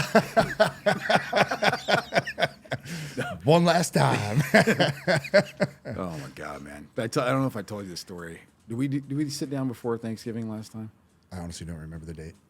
So my friend is a ADME medical examiner, and he's anyway. Thanksgiving morning, he gets a call to a scene, and a guy and his wife and they're in their 60s, and he had taken some ED meds, and he had expired. Oh no! In All his glory. In all his glory. And at the time, she didn't. I think she realized or something, but then she held him. They had their embrace, and she lingered a little bit too long because he had riggered up on her. No. Oh my gosh. She's like, oh. Yeah. That's horrible. Yeah, but it was a funny story. It is funny, but it's also like, oh shit. Yeah. One of the funny thing is he said he walked in and he was like, obviously the wife is just hysterical and she's getting helped out and everything. And he walked in and the guy's got kind of a grin on his face. He said he just leaned down and was like, good for you, buddy. Yeah. Yeah, it's not a bad way to go. Nah. But so these big pieces are just passion projects now for you. Nothing. Yeah. Yeah. Yeah. I mean, part of the waking up at night is these all writing, music, and big art pieces pop into my head. It's weird, man. I can't explain it. Like I get this vision of something and I'm just like, oh, write it down, I'll sketch it, and then I'll write about it. Mm. And I'm doing all kinds of stuff, man. I'm just trying to take all the things that I have in my head and try and express it somehow. Dang. Yeah. And I guess it's my own version of therapy or whatever, some way to manage my time. But it's good. It's been cool. The writing's been fun. Yeah. And then your kids come home for college this holiday. They what, 3 more years? This is their first year? No, my oldest graduates this year. Oh, are you kidding me? Yeah, it graduates in June. Damn, time flies. Mm-hmm. Okay. And you looking forward to being a grandpop? Old pop? I am. Yeah. I really am. I am, man. I'm actually, it's funny because didn't get to hang out with my kids. Yeah. I got to a little bit, but I'm excited about being a grandpa and actually being able to. Dude, I 100% see you like whole change of pace. Yeah. Watching my dad with my nieces and nephews now, it's insane what like the memories I have of my dad being a dad versus him being a grandfather. Oof. Like, so, and yeah, when you take into account how much you were gone and the thing, like it sucks to say that you missed, but literally that's what happened, right? Yeah. So, dude, I look forward for you for that. Like that's going to be a real cool experience. No pressure to your kids though. Yeah. You don't have to run headfirst into being a parent. Yeah, my wife and I, we keep talking to him about it. Come on. Oh shit. Okay. So even your wife's on board and ready to be grandmom? Yeah, I think we are both, and our sons, son's girlfriends or fiance's parents, they're both on board with it too. Yeah. So we're all kind of like, Yeah, okay. come on, guys. It's cool. Right on. Yeah. What else you got planned coming up? Right now we're just looking forward to this. I'm doing classes right now, so between that, deciding whether or not I want to. We're talking about doing the book thing. Yeah. But I'm also looking at doing other different media stuff, doing the music thing, doing the. Yeah, when are the Bastards of Fidalgo going to play again? The bastards. Well, that I gotta come up with some new material. Okay. My big thing is it's all kind of tying together. I'm not releasing an album per se, but I got a bunch of songs, a bunch of ideas, just and I don't even know where any of it's going. Sure. Honestly, maybe none of it ever sees the light of day, but it's been really, it's been fun to just work on. Dude, that's awesome. Yeah. Well, that's kind of how this whole podcast started. Yeah. It was just fun for me to work on it. And then when I, honestly, and the hardest part for me was when it stepped out of like, hey, this is fun and I'm enjoying this, into like, hey, I should actually do this and publish it. Yeah. That was like a kick in the nuts. That slowed me way down. Yeah. Now you have performance history, like the Bastards of Fidalgo I was joking about, but I mean you guys played at breweries, you played at restaurants, you played at venues, you did the Guitars for Vets. Yeah. You know, that was super cool. And Yeah. I know it's been a minute since I've seen you play. But so Well, this would it feel like a step into the limelight, even though you've already been on stage and do that? Like if you actually had a disc that was like, this is my shit and people can listen to it. Yeah. Yeah. Well, If people even listen to CDs anymore, I said a disc. Yeah. Yeah. When they go out there shit and they get started that going. cassette tape. Yeah. No, I think the music for me too is kind of along the same lines of the outlet. Yeah. I've always played music since I was a kid. So for me, guitar is also another means to, well, not just guitar, but music and composition is Yeah. another means to get what's in here out here. Yeah. So it's cool. And that's kind of what I've been advocating for with the vets thing. Is just, a lot of these guys, there's a lot of depression problems, a lot of stuff like that. And I saw it just even in the teams you're out there deploying and guys are out there pissed off and hating life. Yeah. If you have a guitar and you know how to play it, even if you don't, you just pluck around with it the whole time you're out there, dude, it's a lifesaver, man. Yeah. It can really do a lot of good, And it's a great way to just, express all kinds of shit, process stuff. So been doing that, and I'm hoping that it all can kind of tie into whatever the heck I'm trying to put out. Sure. Well, if nothing else, man, it sounds like you're on a pretty cool journey that's keeping you grounded. So no Trying matter to. what that comes out of it, as long as you keep your head and you're, family oriented, keeping sane, getting some fucking sleep. Trying to. Yeah.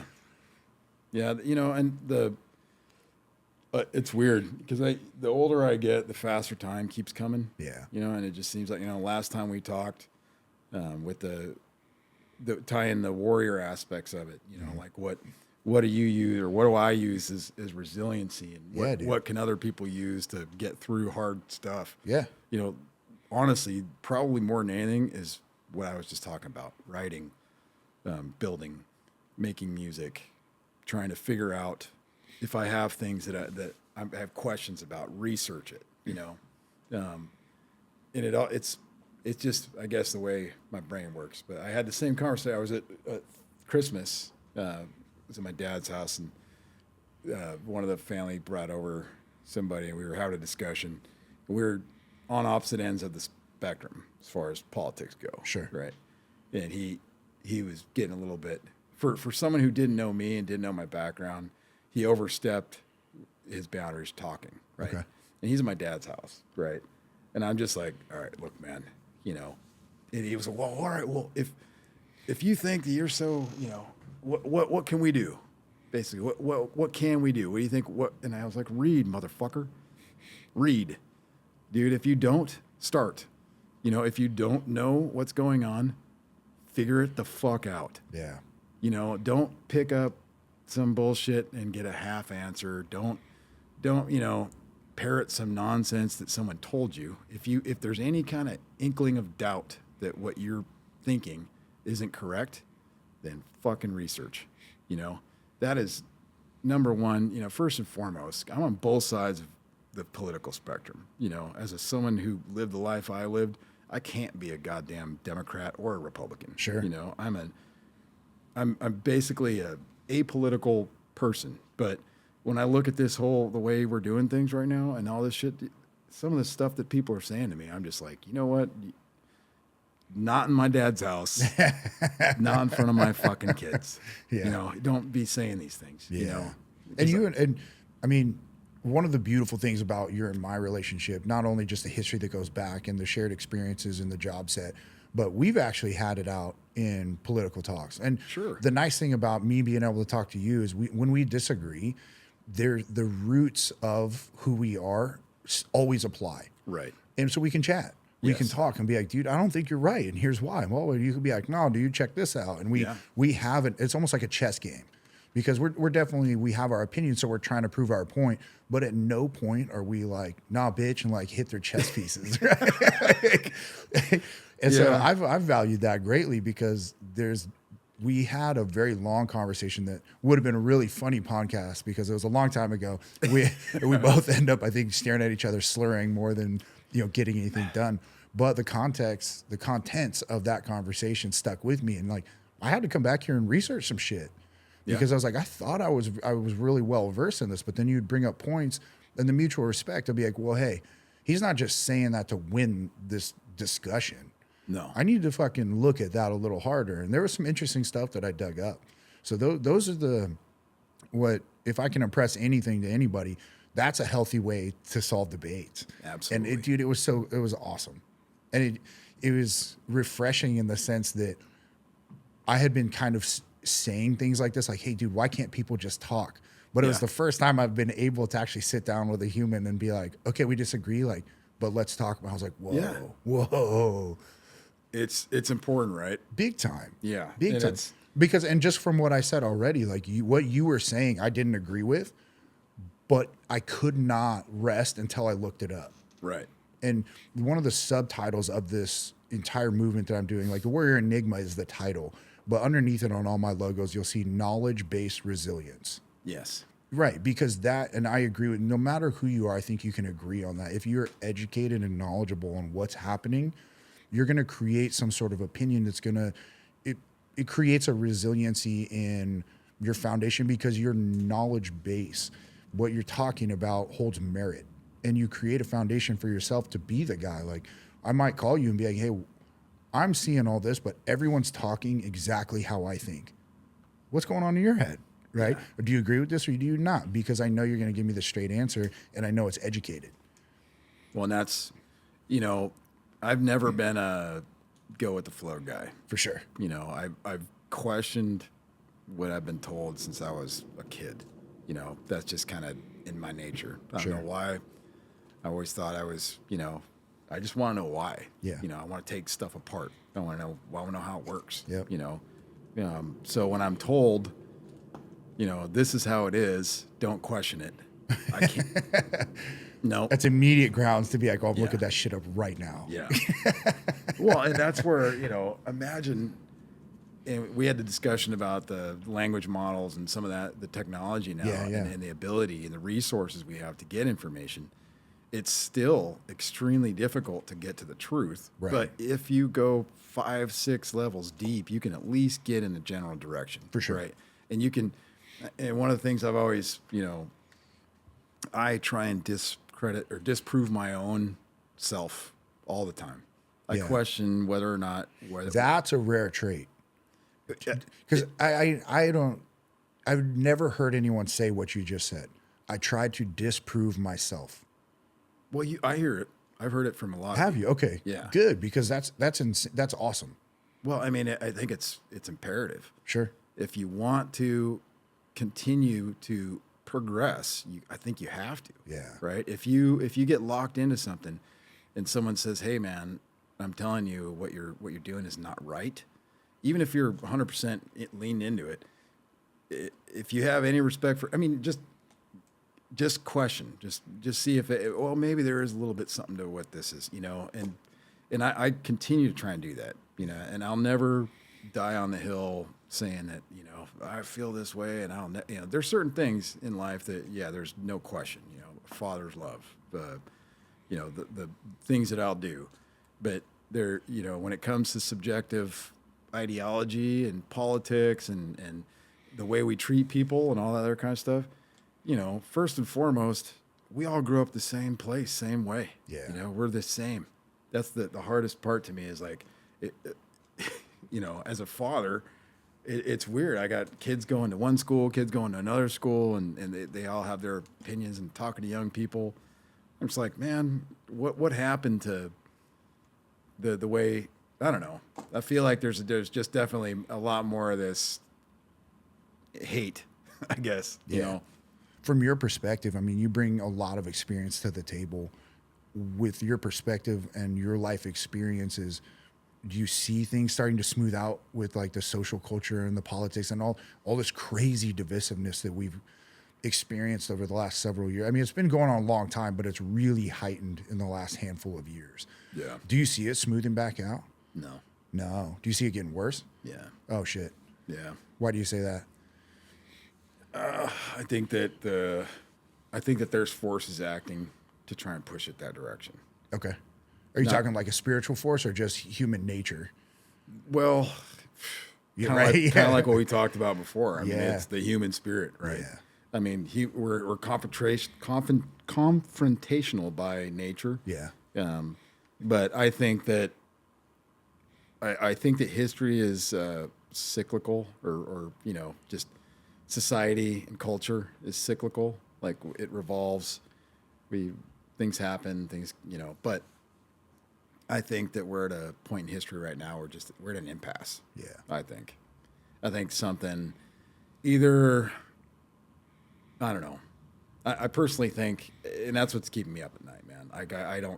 I don't see us getting out of this in the next little bit unscathed, right? Without something big. Just a major conflict or Something. black swan event of some kind. Something. Sure. I mean, there's too much, man. Yeah. There's too much. I mean, I'm not just going off of conspiracy shit. Yeah, the Tesla guy. What the fuck? I mean, I didn't know that, dude. I shook some trees to try and get some. Hey, I don't know this fucking guy. What the fuck? And I definitely know people who know him. Yeah. Dude's a Zulu. Dude was a fucking team chief. Yeah. Or he was a team sergeant. Yep. So like, I don't know, man. Yeah. It's a weird thing.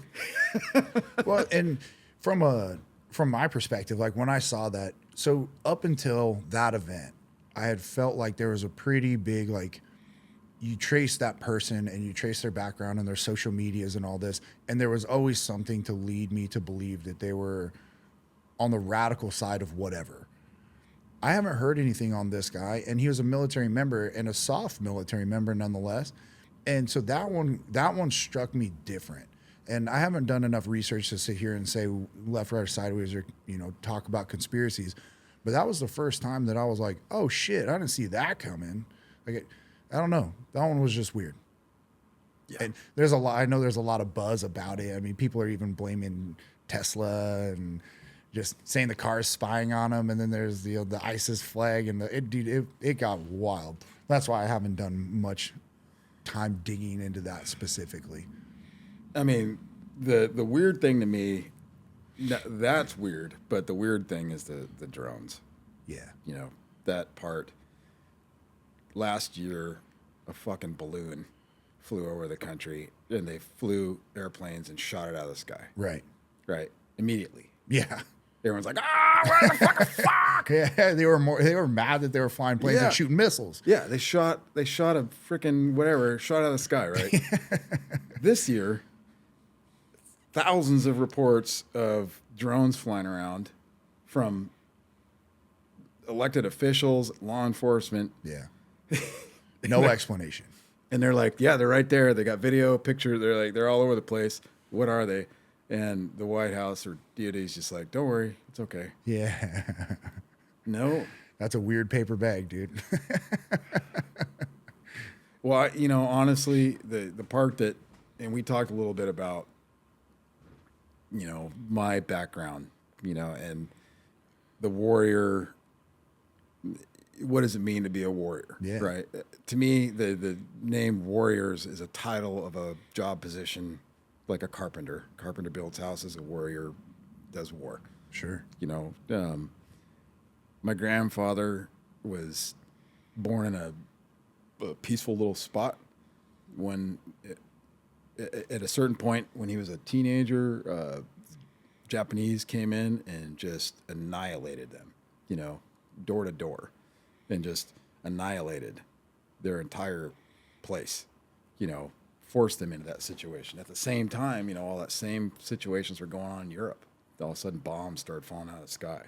And the craziest thing is we're in that same very, very similar geopolitical situation right now, right? Where there's another separate axis that's scheming against us. We're doing our thing, and it just seems like to me, it feels like we're at a weak point. We're very divided as a society. Our culture has gotten to a all-time low, in my opinion. Like it's tough when we got the people in this country are upset that we can't, what are we upset about?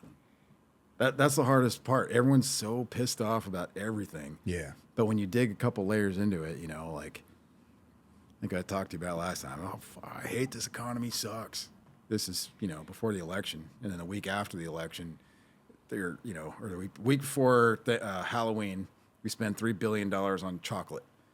Like that, if that's an indicator of how well the economy is, if we spend $3 billion on chocolate for a night of trick or treating, that 2/3 of that candy gets thrown in the trash, how can we sit here? And I get it. That's just a stupid anecdote, just like anything else. Sure. That's not a representation of the economy, but it's that kind of stuff when people go, I'm just so sick of how expensive everything. I'm so sick of this. Yeah. I can't afford these things. I can't. And I go, all right, well, let's break it down. Yeah. Let's break it down. What are your expenses? What are your fixed?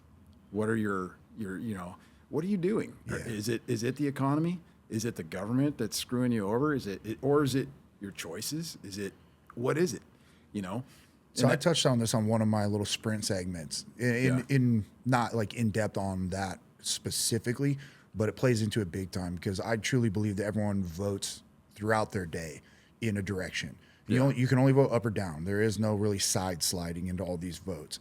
So when you're talking about health, you're either getting better or you're getting worse. Yeah. When we talk about finances, right? So if we're sitting and complaining about how broke we are, but we're still buying beer or candy for, Halloween and all that, like obviously there's some wiggle room. So there's definitely a self-check that needs to happen in people to just say like, hey, okay, before you start screaming bloody murder, what are you doing, or what is this actually forcing you to do, or are you just happy to scream?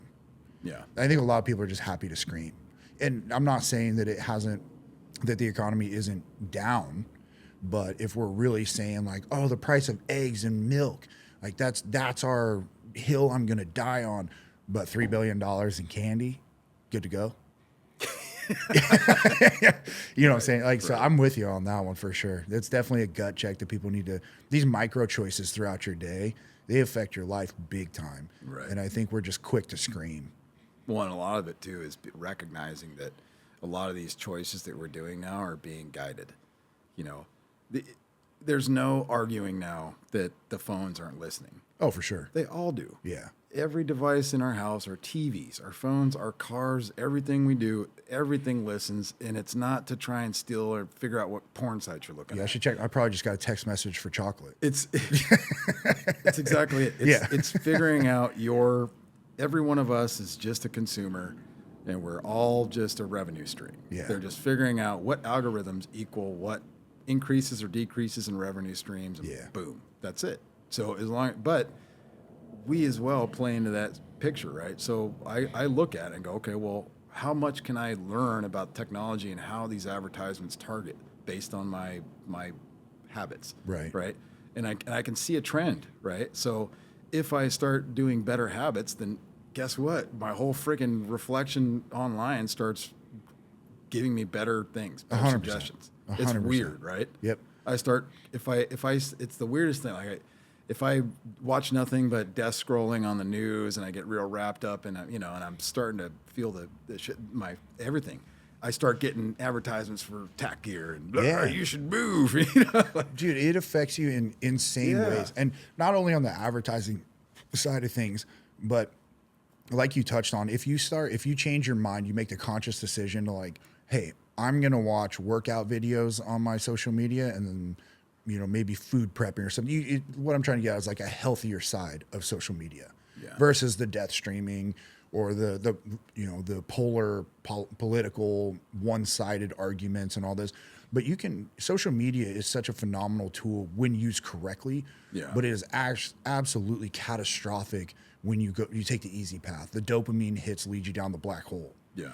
And it's interesting because I've done the same thing. I've been like, dude, like if you go on Instagram and just hit the little magnifying glass to just that random, dude, that'll give you a snapshot of who the fuck you are. Oh no. Yeah, dude. Yeah. No, And apparently I'm like someone who likes women, and I don't know.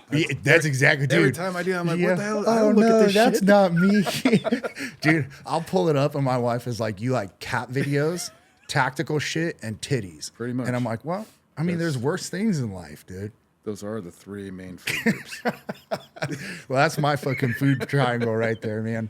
If I can get my cat meme fix in and end it with some titties, There's a topic I wanted to get on. Hit it, dude. But I wanted to hit you up just because there's some major stuff going on in the news right now. And it has to do with women in combat. I think it kind of ties into, you're leading in, the beginning of the video you're talking, or the intro you recorded, I was talking about, warrior ethos, and everybody can use that warrior ethos. What do we think about women in the combat roles? They're just women in the military, experiences, all that kind of stuff. So funny, in 2013, when I joined the military, I'm in boot camp, right? And within boot camp, there's all kinds of weird shit going on, but part of it is they select an honor graduate. And out of there's several hundred people within my graduation period. Mm-hmm. And there was one person elected from every compartment. So there was like 20 people who got put up as their class representative to be considered for honor graduate. I was put up for mine. One of the questions in 2013 was, what do you think about women in combat roles? So this has been a very long ongoing, and I don't think my perception has changed very much. And for people who don't know, NSW, so Naval Special Warfare, the SEALs and SWCS still don't allow women in combat roles. Special Operations allow women in combat roles in EOD, diver, and I think air rescue used to be considered combat role or whatever. It used to be when you were recruiting, it was NSO. Mm-hmm. I don't know if it is anymore. But point being, I've had the opportunity to work with females in a combat training, combat workup environment. And what I've taken away from that is one of the best officers I've ever worked for is a female. Yeah.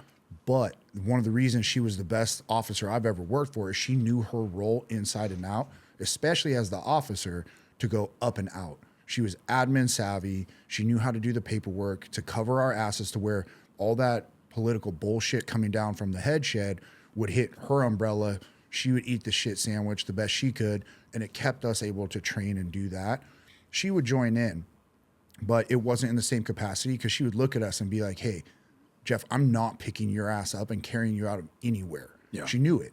Yeah. So the hill I would die on, which is impossible to make a standardization for, is the women that I've worked with in combat roles have known their place.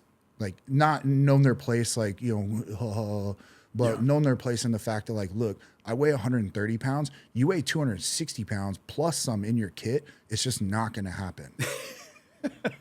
Right? Yeah. And so I've been very thankful for that. I have yet to work with a female who is like, I can do everything a man can do. And I'm like, okay, prove it. And then they just fucking fall on their face. They have the wrong mentality, maybe the right ambition. I've never seen that. Yeah. But there's no standardization, no selection for that. So I'm sure it occurs or will occur in a negative aspect. So do I think that women should be in combat roles? I have nothing to say no. But I do know that the women I have worked with are so intelligent that they have recognized that their combat role is administrative. And they've been phenomenal at it. Now, there have been I've heard stories of some of the females in the EOD community who could out PT all the dudes, right? But they're still not going to pick you up and drag you off the X. It's just a straight pound of muscle ratio. It's just, very rarely are you going to find a female who has the strength to drag my ass out of a bad situation.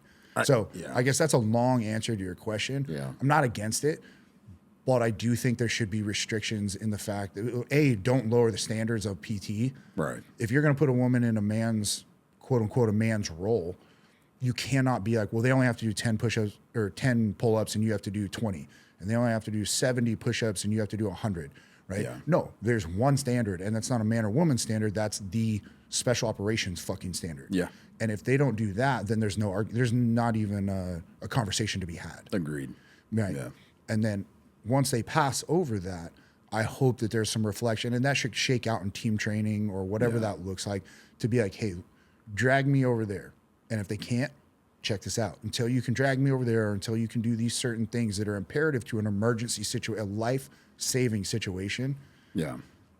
I don't know what to tell you. You're going to need to understand your role and be a master at that role. Yeah. And it's probably not going to be on the X. Well, I look at it, I don't know if I could just blanket label females as I mean, yeah, they're absolutely genetically or physically, they're smaller, right? But some men are physically smaller too. Sure. Right. So you've got plenty of dudes that can't pick you up, right? And we do. It's probably a bad example too, because I'm a large human. Well, but there's like when I would write up drills and grading metrics for teams that were going to go do jobs where they need to be able to pick Jeff up, I would make sure they could do it. Right. I was always the casualty in drills for that reason. Well, and there's always, because, and I know that I could pick you up and take you if I needed to. Right. And if I'm putting you on a team with someone else on that team, that person, everyone on that team needs to be able to do that. Right. That should just be an unspoken rule, right? Or a written rule, right? I mean, some dudes are going to have to hit the weight room, and I'm going to have to go on a diet and meet in the middle. But there's also a better way to approach it, right? Okay. And I looked at it like, did you get to work with the Israelis much? No. Because they have a pretty cool program. The way they do a lot of things, they have women or female specific units, right? Yeah, they have full Mossad units that are nothing but female platoons, Sure. which I think would be phenomenal, right? I think that women are every bit as capable. There are women out there that are much more capable than some men.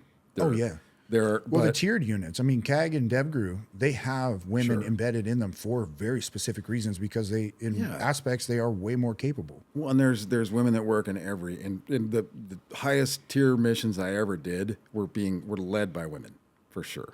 The agency reps, the State Department reps, always, that's just kind of the way it is, because women are smarter than we are. Sure.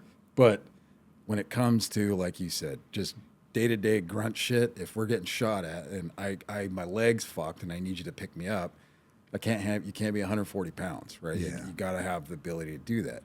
But at the same time, that's not the part that I see is in my own experience as, I've been on a team with a female once for a little bit, and then she got pregnant. No more on the team. That was the only time I was ever on a team with a female. And other than that, I was. Please tell me it wasn't the team member. What? One of the team members' kids. No. Okay. No. I was like, oh, you had all kinds of problems. But it actually goes into that whole thing, right? And it's horrible to say. And the analogy I used to explain to my wife back in the day was like, when you're, depending on where you go and what you're doing, there's situations where it's inevitable. You're going to be just living in a shit situation, right? You're going to be living in a dirt room with the people you're with, right? All of you sleeping on top of each other, pooping and peeing with each other, showering, if not showering, it's gross, right? And you're going to fight like brothers. You're going to live nasty. The problem is you bring a woman into the mix, it's just human nature. If you have 8 men who are starved and you have one steak, yeah, man. You put that on the table, and you watch some caveman come. Oh my God! And inevitable. Yeah. Every single team I've ever witnessed that has had women, there's been a relationship. Yeah. And in that relationship fucks everything up, because everybody else in the team goes, "Well, I want you should be my girl." Mongo not happy. Yeah. Here we are. We're stuck in this shithole, and freaking he's getting laid. Yeah, and Billy and Barbara over there get bumping uglies, and I'm stuck eating my MRE.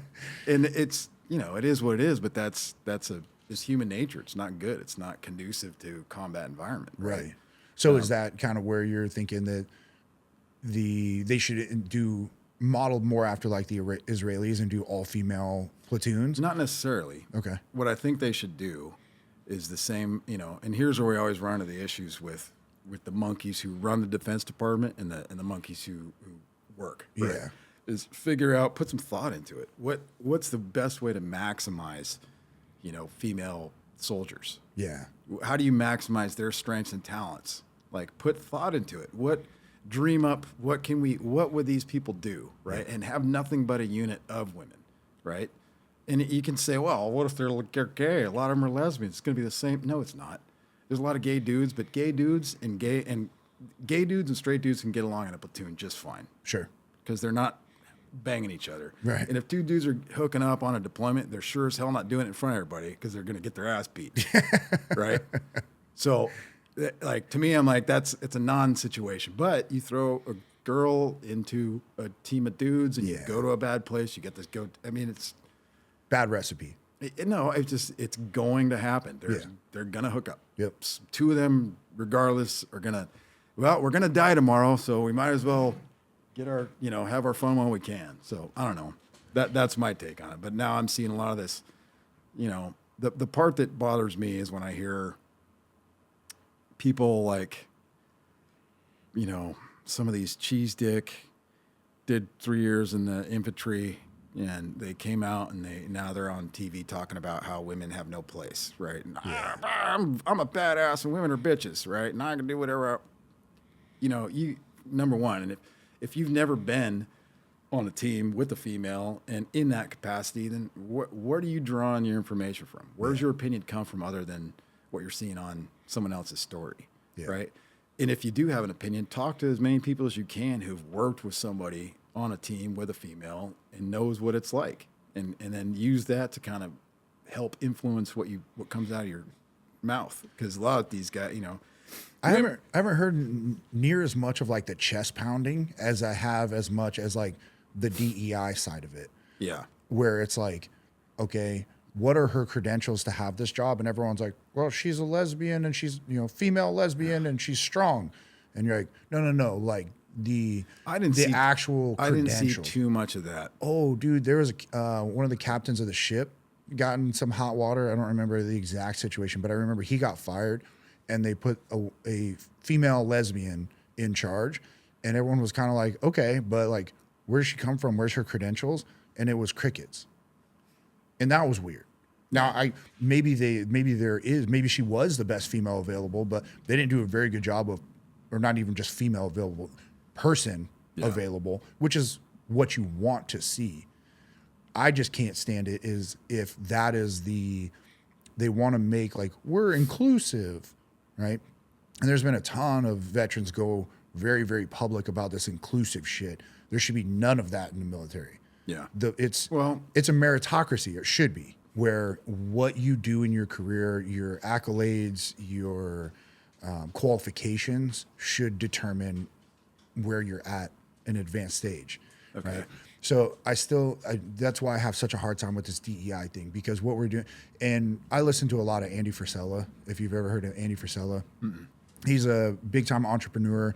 He runs the Real AF podcast, and he's a very fascinating person, but he's like straight, like when you're talking about a subject, he's incredibly intelligent, but he delivers it just like by hitting you with a sledgehammer. Yeah. It's not, there's no tact to that shit. It's what's on his mind and like, look, and there's foundations for it, right? But he talks about this and he's like, dude, would you take a high school quarterback and put him in the NFL during the Super Bowl? Pat Mahomes goes down, here's a high school or not even forget Pat Mahomes. This guy or this female is a DEI celebrity. Take Pat Mahomes out of the starting quarterback role and put her in, because that will look better on paper. The answer is fuck no. You're not going to do that, because still, for whatever reason, the NFL has stayed away from all this weird race baiting shit, right? The race baiting, the sexism and everything. No female is going to play in the NFL, so that solves that problem. But most of the players are black, so you can't call racism. So when we're talking about putting people in the best position for their job, the NFL is a great example of how meritocracy works. Are you the best player? Then you play. Yes. Right? Yep. So in the military, I still think that should hold true. Yes. Are you the most qualified? Are you the most educated in that role? Then you get to fucking start. Yeah. And I feel like we're starting to get into this jackwagon stuff where it becomes, well, this will look good on paper, or this will make a good splash in the news. And until I'm proven otherwise, I'm watching it happen, and that's my take on everything. Well, I agree. I think, but it's important also to look beyond what you're just that part of it, right? Sure. Like merit-based, capability-based, yeah. But when you're looking at meritocracy of the NFL, right? Mm-hmm. How is that applicable to the Defense Department? Like, how do those two line up, right? One's an entertainment industry, one is a profession of arms, right? Mm-hmm. They're alike in that you have to have motivated people that are they're there to do a job, but they're also there to improve their physical performance. Every day they got to be on schedule, do all the right things.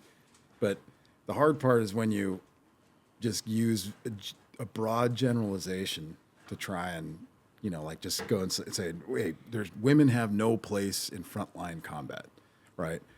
Well, if you say that right now, there are ladies up there that are flying airplanes that are shooting missiles and doing frontline combat. There are women infantry. There are people out there that are doing they can. There's people in other countries. Everybody in Israel serves. They all got to join the military when they're a certain age. Right. They all have this. The obliserve. Yep. They have a civil service job. They have a couple years. I think they should do that here. 100%. Get a lot of flack for that shit. I don't think necessarily Defense Department, but they every teenage kid when they finish high school should do a couple years or 24 months of civil service, whether that be Defense Department or whatever. Right, because you're buying into the system. You're actually understanding what it takes to give back and to make the wheel turn. Well, and they should be crap jobs. Seriously. No, for sure. Do all the shit jobs that no one wants to do for 2 fucking years. Well, you develop resiliency when you have shitty jobs. You find ways to make the best and give back. A big reason why I worked hard in the Navy, why I was good in the Navy, is because I spent the first bit in the Navy doing the worst job. Yeah. It gave me a very different perspective on what bad work was. Sure. Right? So when I was in there and, some of these bougie fucks were like, oh, I don't want to do this. I'm like, dude, this is still way better than what I used to do. Right. Right. And kind of circling back to the NFL thing, though, what I'm scared of and what I'm only assuming that you're taking into account is the NFL in this weird conversation that we're having, kind of as the correlation between the Navy, is an entertainment, and they're staying out of the political bullshit. Right. I'm not talking about entertainment. I'm talking about something far, far more important. National defense. Yeah. So if we're okay with it creeping into national defense, but understand why it doesn't creep into the entertainment industry, I'm not okay with that. Yes. I would rather it creeps into the entertainment, because I could be mad on my couch being like, why the fuck did they not start this person in the Super Bowl? Yeah. Right? I don't really care, and it doesn't affect my life. But in a national defense strategy, I don't care if you're male or female. If you own that, like if you have two neutral parties, if you have two neutral parties who like are just walking in off the street, I would venture a guess the woman's going to pick it up better, right?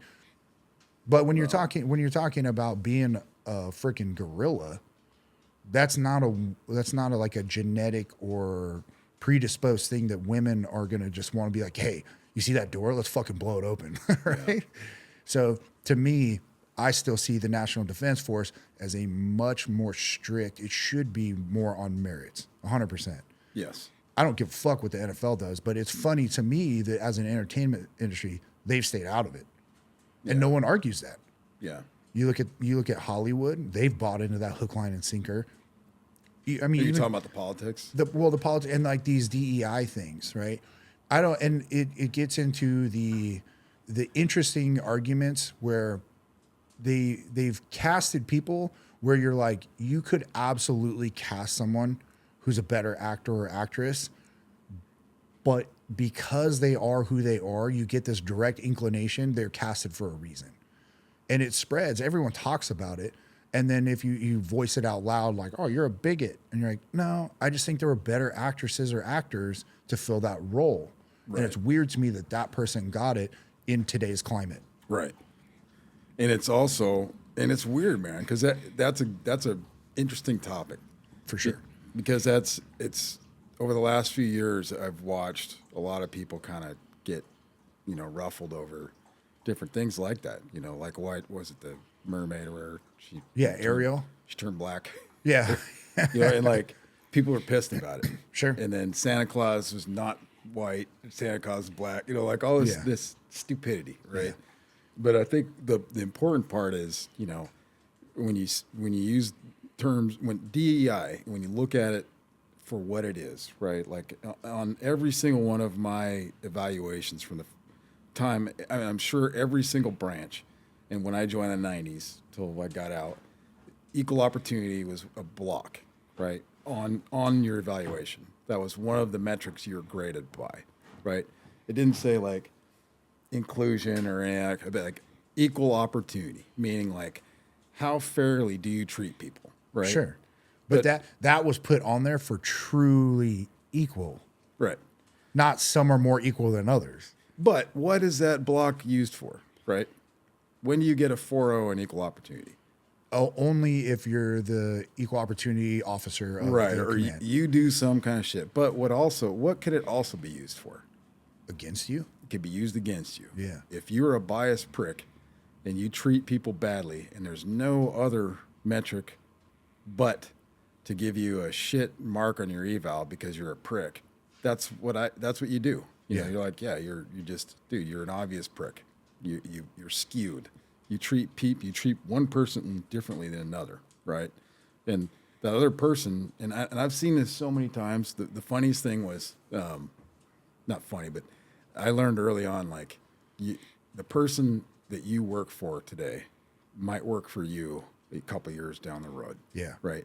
And if you treat people that way throughout your life, no matter where you're at, if you treat people that way, hey man, you and me might be on other sides of this table in a couple of years. So the way I treat you now is going to absolutely affect me. And I thought that through, and it served me well.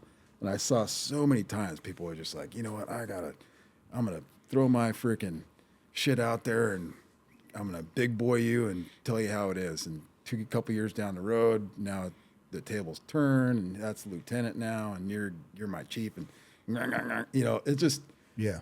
So when I hear like the argument that the military's gotten woke, right? And that the lethality is affected because of the wokeness. That part is where I go, no, we're not less lethal. We're fucking lethal. This military has $900 billion worth of lethal. That's a lot of fucking lethal. Anyone who thinks that the American military is not lethal or is a bunch of pansies that can't do shit, they're sadly mistaken, man. Yeah. $900 billion gets you pretty fucking lethal. The problem that I see in this is not the person pulling the trigger or not the person who is sitting there pushing the button to launch that missile or loading the missile into the tube or torpedo or all these people who are actually doing the work that is considered the lethality part. I see it creeping into the decision makers. Yeah. Yeah. And the decision makers, I see that being a huge issue. Yep. Because sure. it's not the true lethality, but this person can't launch that missile or shoot that torpedo or draw his weapon when he's being shot at without that person's approval. Right. And that person is the problem. So I do think it is making us less lethal, but not at the fault of the actual boot wearer. It's the rules of engagement are determined far above the person shooting the rifle. Mm-hmm. And those we're just going to call them those people, okay, are letting DEI seep in. So you think that the problem with the lethality is not that? So, okay, so what would you say is a outcome of that? Where was an event that, like there was some kind of a military event, military action that's happened in the last 10 years that was affected by this diversity situation? So I think the beginning of it, it's hard for me because I spent 3 years on shore duty where there was no deployments for me, the last 3 years of my career. And B, before that, I was out in an AO that wasn't in dire conflict. But right? can you think of anything though? I mean, there had to be something. So the rules of engagement over time, and this is not necessarily directly DEI, but it is the pussification of the military in general. The rules of engagement, because of mass media calling baby killers and all these, like, there's always been casualties of war unexpected. There's been innocent people who die in every war known to man. And the glorification of that through the media started to back the ROEs down because of perception, not because of the mission, not because of what we were truly doing, and not because people are just hitting red buttons and just smoking people like candy. It was because the perception of it was we're drone striking people and killing innocent people. And what that triggered is, whoa, let's back. There were people in Afghanistan getting shot at and were not allowed to return fire. Yeah. Right. That is wrong. That's retarded. If you're in a war zone taking fire and you can't even shoot back, why the fuck are we there? What's the point? Right? Well, And I'm sure there's a point, like when you look at a big picture, but that unit taking fire and doing nothing about it because their hands are tied is dog shit. it is. And that comes from the top. So I'm not talking about, hey, because a woman made that decision, or hey, because a person's race made that decision. You're talking about the The overall overall pussification. So because what we're doing, we tie the hands of the warfighter, right? Because of political reasons. Media saying you're baby killers, or drone strikes are doing this, that, or the other, or we're trying to tame the war down and do all these things, but it's just hamstringing the people who are actually the lethal versions. What we're talking about in the lethality, that person could turn on the crow system or hop up in the turret gun and fuck that dude up who's shooting at them. Yeah. And they're not allowed. Right. Because of the higher ups. So that was the first thing that really was like, what the fuck for me? And then when you start seeing the breadcrumbs that trail into what we're doing now and promoting people, where once again, if someone could provide some information and like, no, this person got this job for these specific credentials. They've worked. Like, show me a career snapshot of these people who are getting promoted. And the only thing that I hear is it's a female lesbian, a strong, empowered woman. That's awesome. Why are you only focusing on that aspect of that person being promoted? Why are we not talking about this person led this COCOM, this person did this, and this person's an experienced leader in this capacity, blah, blah, blah. Why am I only hearing empowered woman or lesbian leader? That's fucked. Yeah. And if I'm wrong, that's fine. But why are we glorifying that one aspect of this person's life and not their military credentials that got them there? Who gives a fuck what they like, who they like to sleep with? I don't give a shit. I agree. Yeah. So that's they should why do away with the whole damn thing. But that's why I believe it's meritocracy. That's why the people who should be, and especially the leaders who are making those big decisions. Here's where like the Venn diagram. Yeah, the overlapping circles. Yeah. Yeah. So I 100% agree. It should be a aptitude based. If you're not meant to do it, you shouldn't do it. If you're not able to do it, you shouldn't do it. If you're not capable, if you haven't proved you don't have the credentials, you shouldn't be able to do those jobs, right?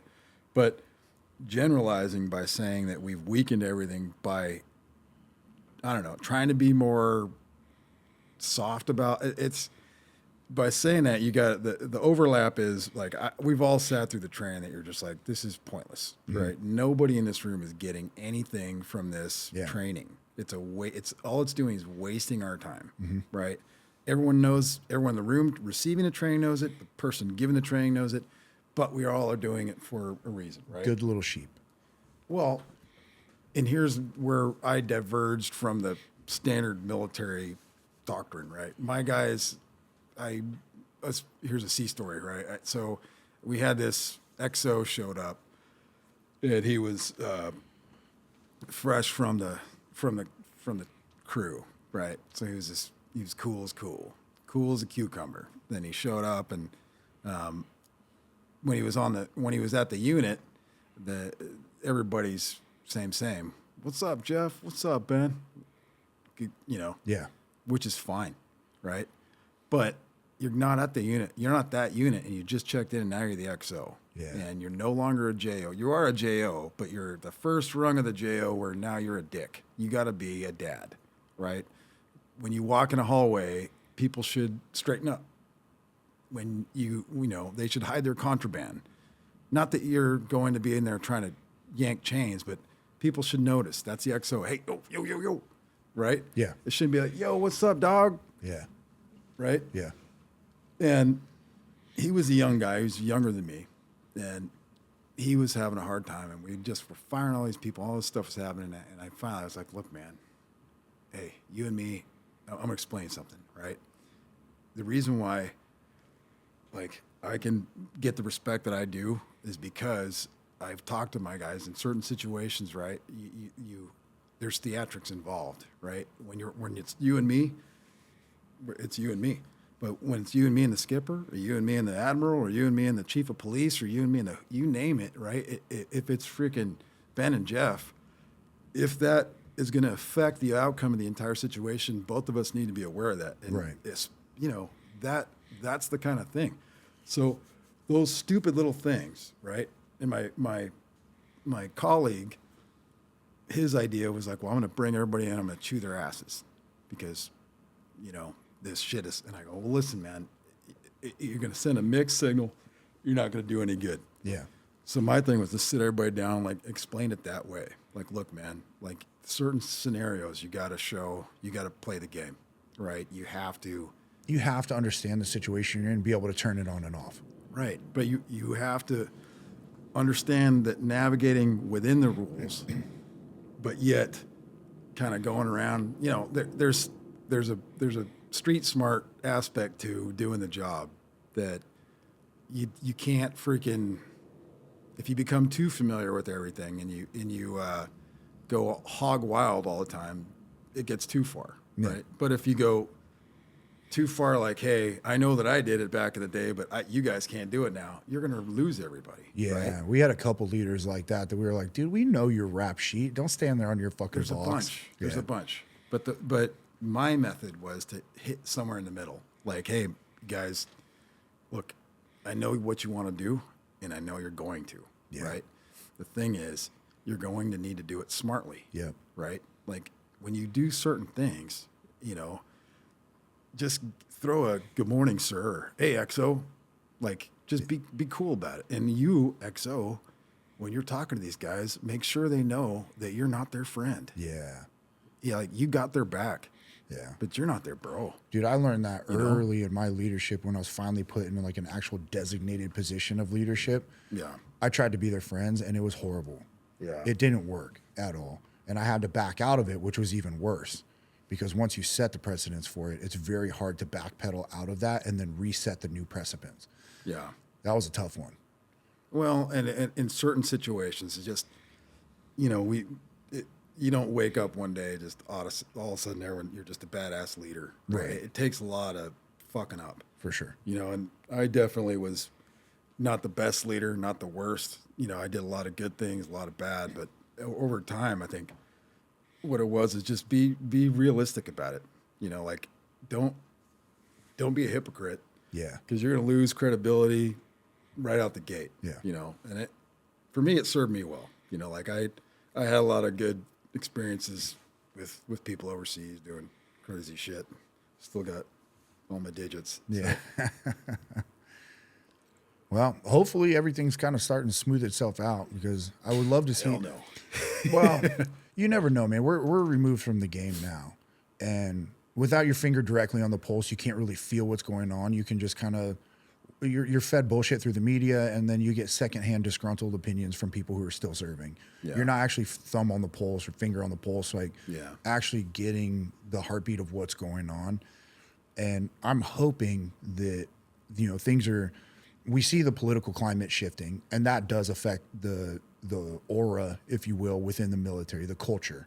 That military culture is directly affected by political powers. Yeah. And I'm not going to say, hey, Trump's going to fix shit. Like, he's a businessman. I think he's going to do good things for America. I hope that the military kind of rebounds a little bit away from what we were talking about with the DEI and back towards a meritocracy where things make sense on why people get positions. And I really, really hope that the leaders are taking those self-evaluations and remembering what it's like to be the younger guy again. And if you can kind of take that step back and put yourself back in that situation, I think the leadership style will start to shift back to like, hey, look, dipshit, I know why you're doing this because I did it, but here's a real life lesson instead of here's counseling chits and you're gonna go meet the skipper, and it's just like those things don't tend to work. And I'm speaking from more of like a special operations side of things, right? Yeah. I wasn't in the big Navy, and seeing a glimpse of that at a small period was eye opening. Yeah. But in the EOD community, in the special operations world, you can't just say, here's a piece of paper that says you're a bad boy. Like, yeah, okay, bro. Like that piece of paper doesn't really mean shit. It just rolls off your back. And you actually look at the person who wrote you up a little different. Like, really? That's how we're going to handle this with a piece of paper? Yeah. Okay. I just really hope that those things are gently smoothing back. The pendulum always swings and overcorrects and this, that, and the other. But we can't go to a place where there's lawlessness because the military is run off chain of command and structure.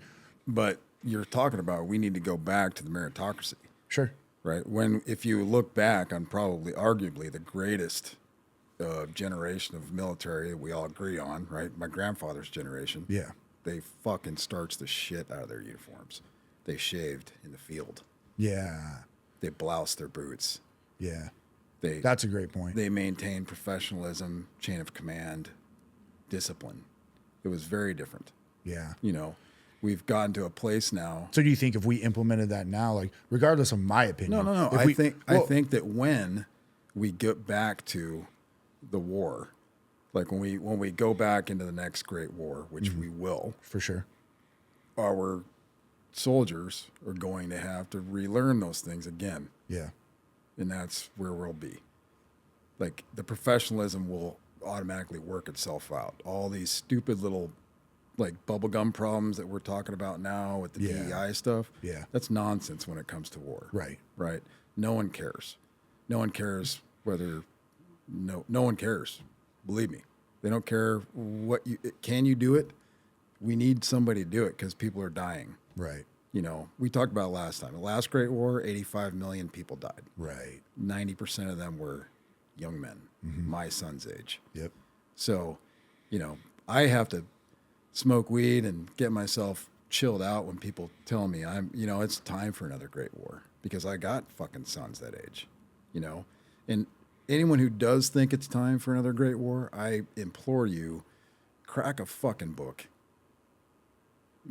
bone up on some history. Yeah. And teach yourself. If you really think it's time, fucking learn about the last one. Yeah. Read some stories, get some data, get some numbers. And then, if you still think that it's a good idea that we go into a big global conflict like that, then so be it, man. Yeah. And that's the hard part for me. I'm 50. I've been to war. I've seen what it's like. I've seen what the worst of humanity can do, right? 99.9% of all America is not. Yeah. And they will. They're going to fuck around and find out. And it sucks. Yep. But all this DEI bullshit, yeah. That's going to be clean itself up. Who gives a fuck? Yeah. No one cares. Yeah. We're still pretty fucking lethal. Oh, yeah. Believe me. Right. $900 billion of war-fighting capability doesn't get you a bunch of snowflakes. We got the largest, most capable, lethal fighting force in the history of the human race. For sure. And, these talking points about how we're going to make it better by doing away with this shit. Yeah. I sat in meetings with, like I said, we don't need this training, but it doesn't mean, I think the emphasis really needs to be on education, right? Start over from the beginning. At some point we've lost our ability to look backwards and learn. Yeah. Right. Whether that means like just accepting what it is to be an American, then whatever, but read, Don't freaking stuff it in a closet, pretend like it doesn't exist, and then pump out some bullshit because no one's going to believe it. Well, and in history, when we neglect history, we repeat the same mistakes over and over. Yeah. It comes full circle, and it always ends the same way when you're not reinventing a wheel when you're doing the same thing and getting the same result.